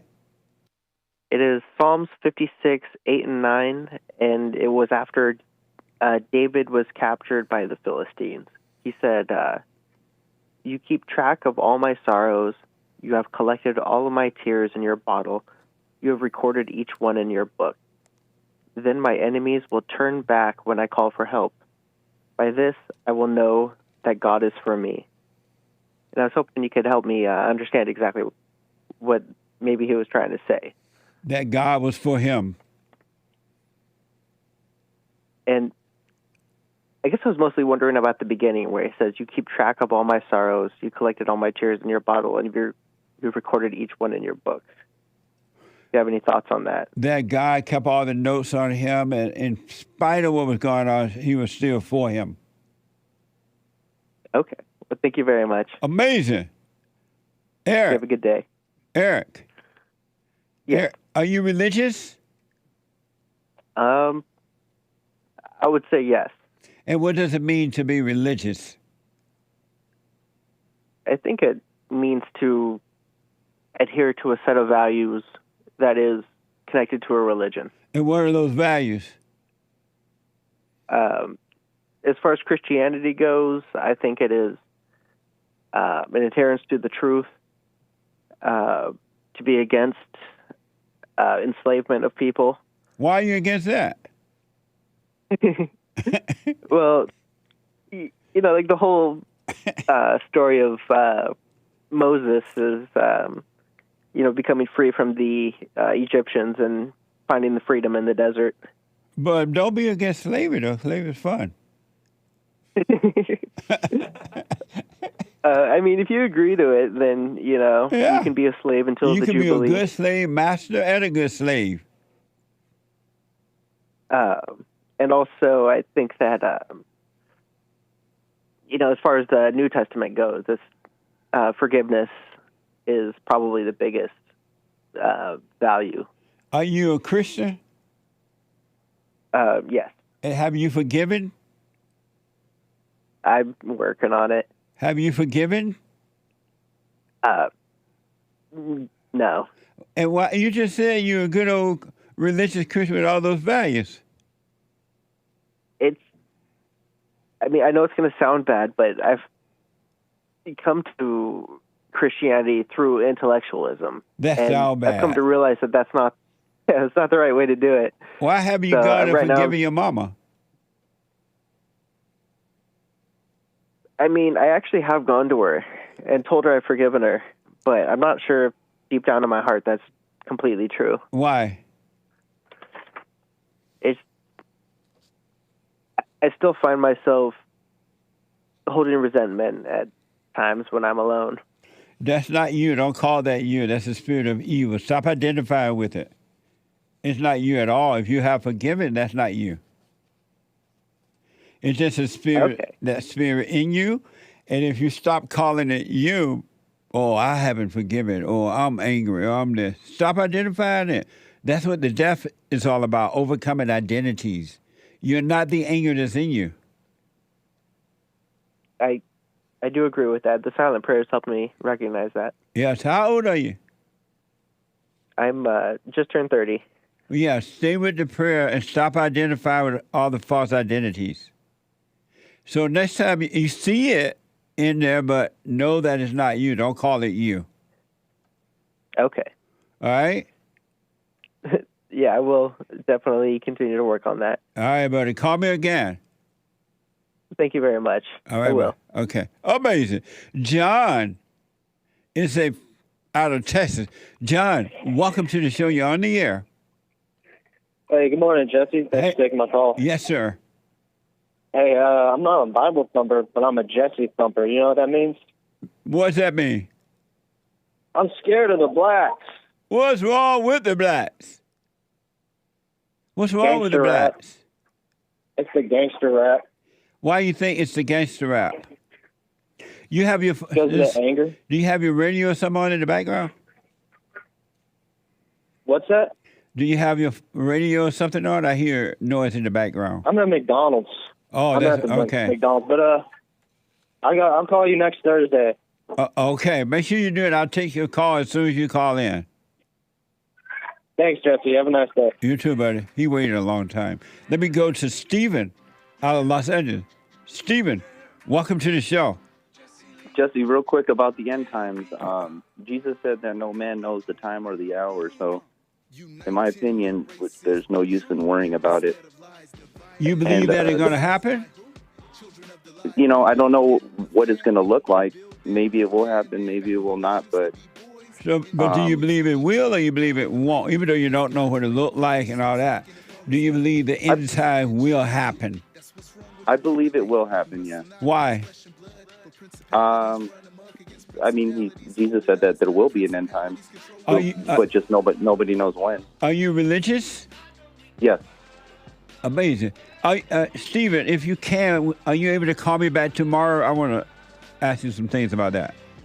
Yeah, sure. I'll call you in the morning. Okay, I appreciate it, buddy. Okay, thank you. All right. Interesting. I'm out of time, callers and everybody else. Tomorrow is Open Line Friday, Get It Off Your Chest Day.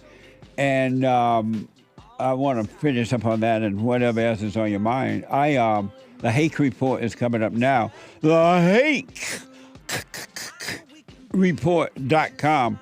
And then at 12 noon, the American Anchor Baby. So get your calls in for both the Hake Report and the American Anchor Baby. They're on fire today. On fire. Talk about the end time. Get on a ride with the Anchor Baby on his plane, on his flight. You'll see what the end time look like. Thank you for your super chat, your support. Get on the straight and narrow path and stay there, folks. It doesn't matter the color or the age. Stay there. All right? Do the silent prayer. Forgive your mama. Forgive your daddy. And God will forgive you. And it will be amazing. Thank you all. I'm out of time. I'll be back tomorrow. The Lord is willing and the creek don't ride. Podcast Joel Friday TV. He black. He's here every Tuesday at 11. He black. Joel Friday TV. Better known as Arkansas or Swevenport instead of Sweetport. Bye. Take care. If we don't, then we lose, and then we gotta hit the fake news. Whoa.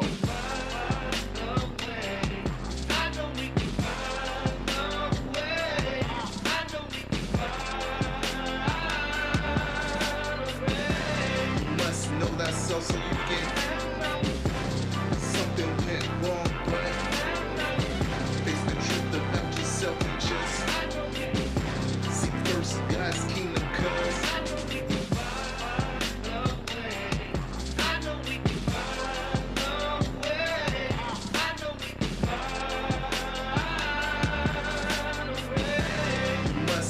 so you get something went wrong, but face the truth about yourself and just seek first God's kingdom, cause I know we can find a way.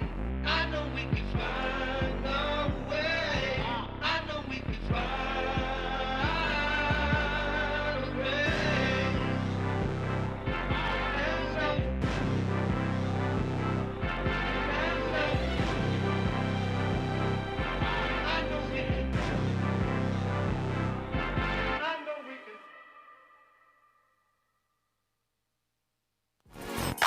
So, here's what I recommend. I invite you to download my silent prayer.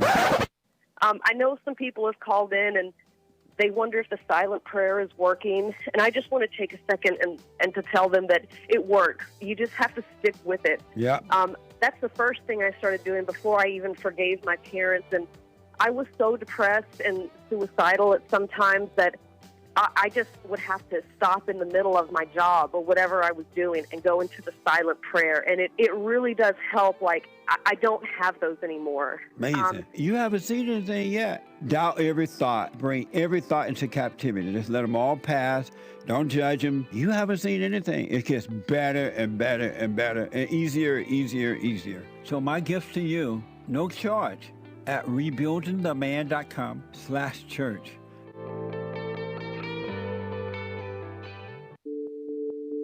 Like my cousin, sent me you, and I thank him for that. It was more of a, he thinks the whole everything's a joke. That just adds a little spice to it. But in the heart of what you're saying, there is real things going on. And people want to overlook that. And I'm telling you, Mr. Peterson, I'm not one of those people. And I thank God that He showed you to me. And sometimes we just need some Jesse in our lives, I guess. I wish we had more brothers like you. We need more brothers like you. This because we don't have most guys that can, lead black people into the right direction. And I thank you for that, because a lot of people will be like, man, it's still going on. It's racism. Yeah. And I try to tell them, watch his show. Listen to this brother. He's telling the truth.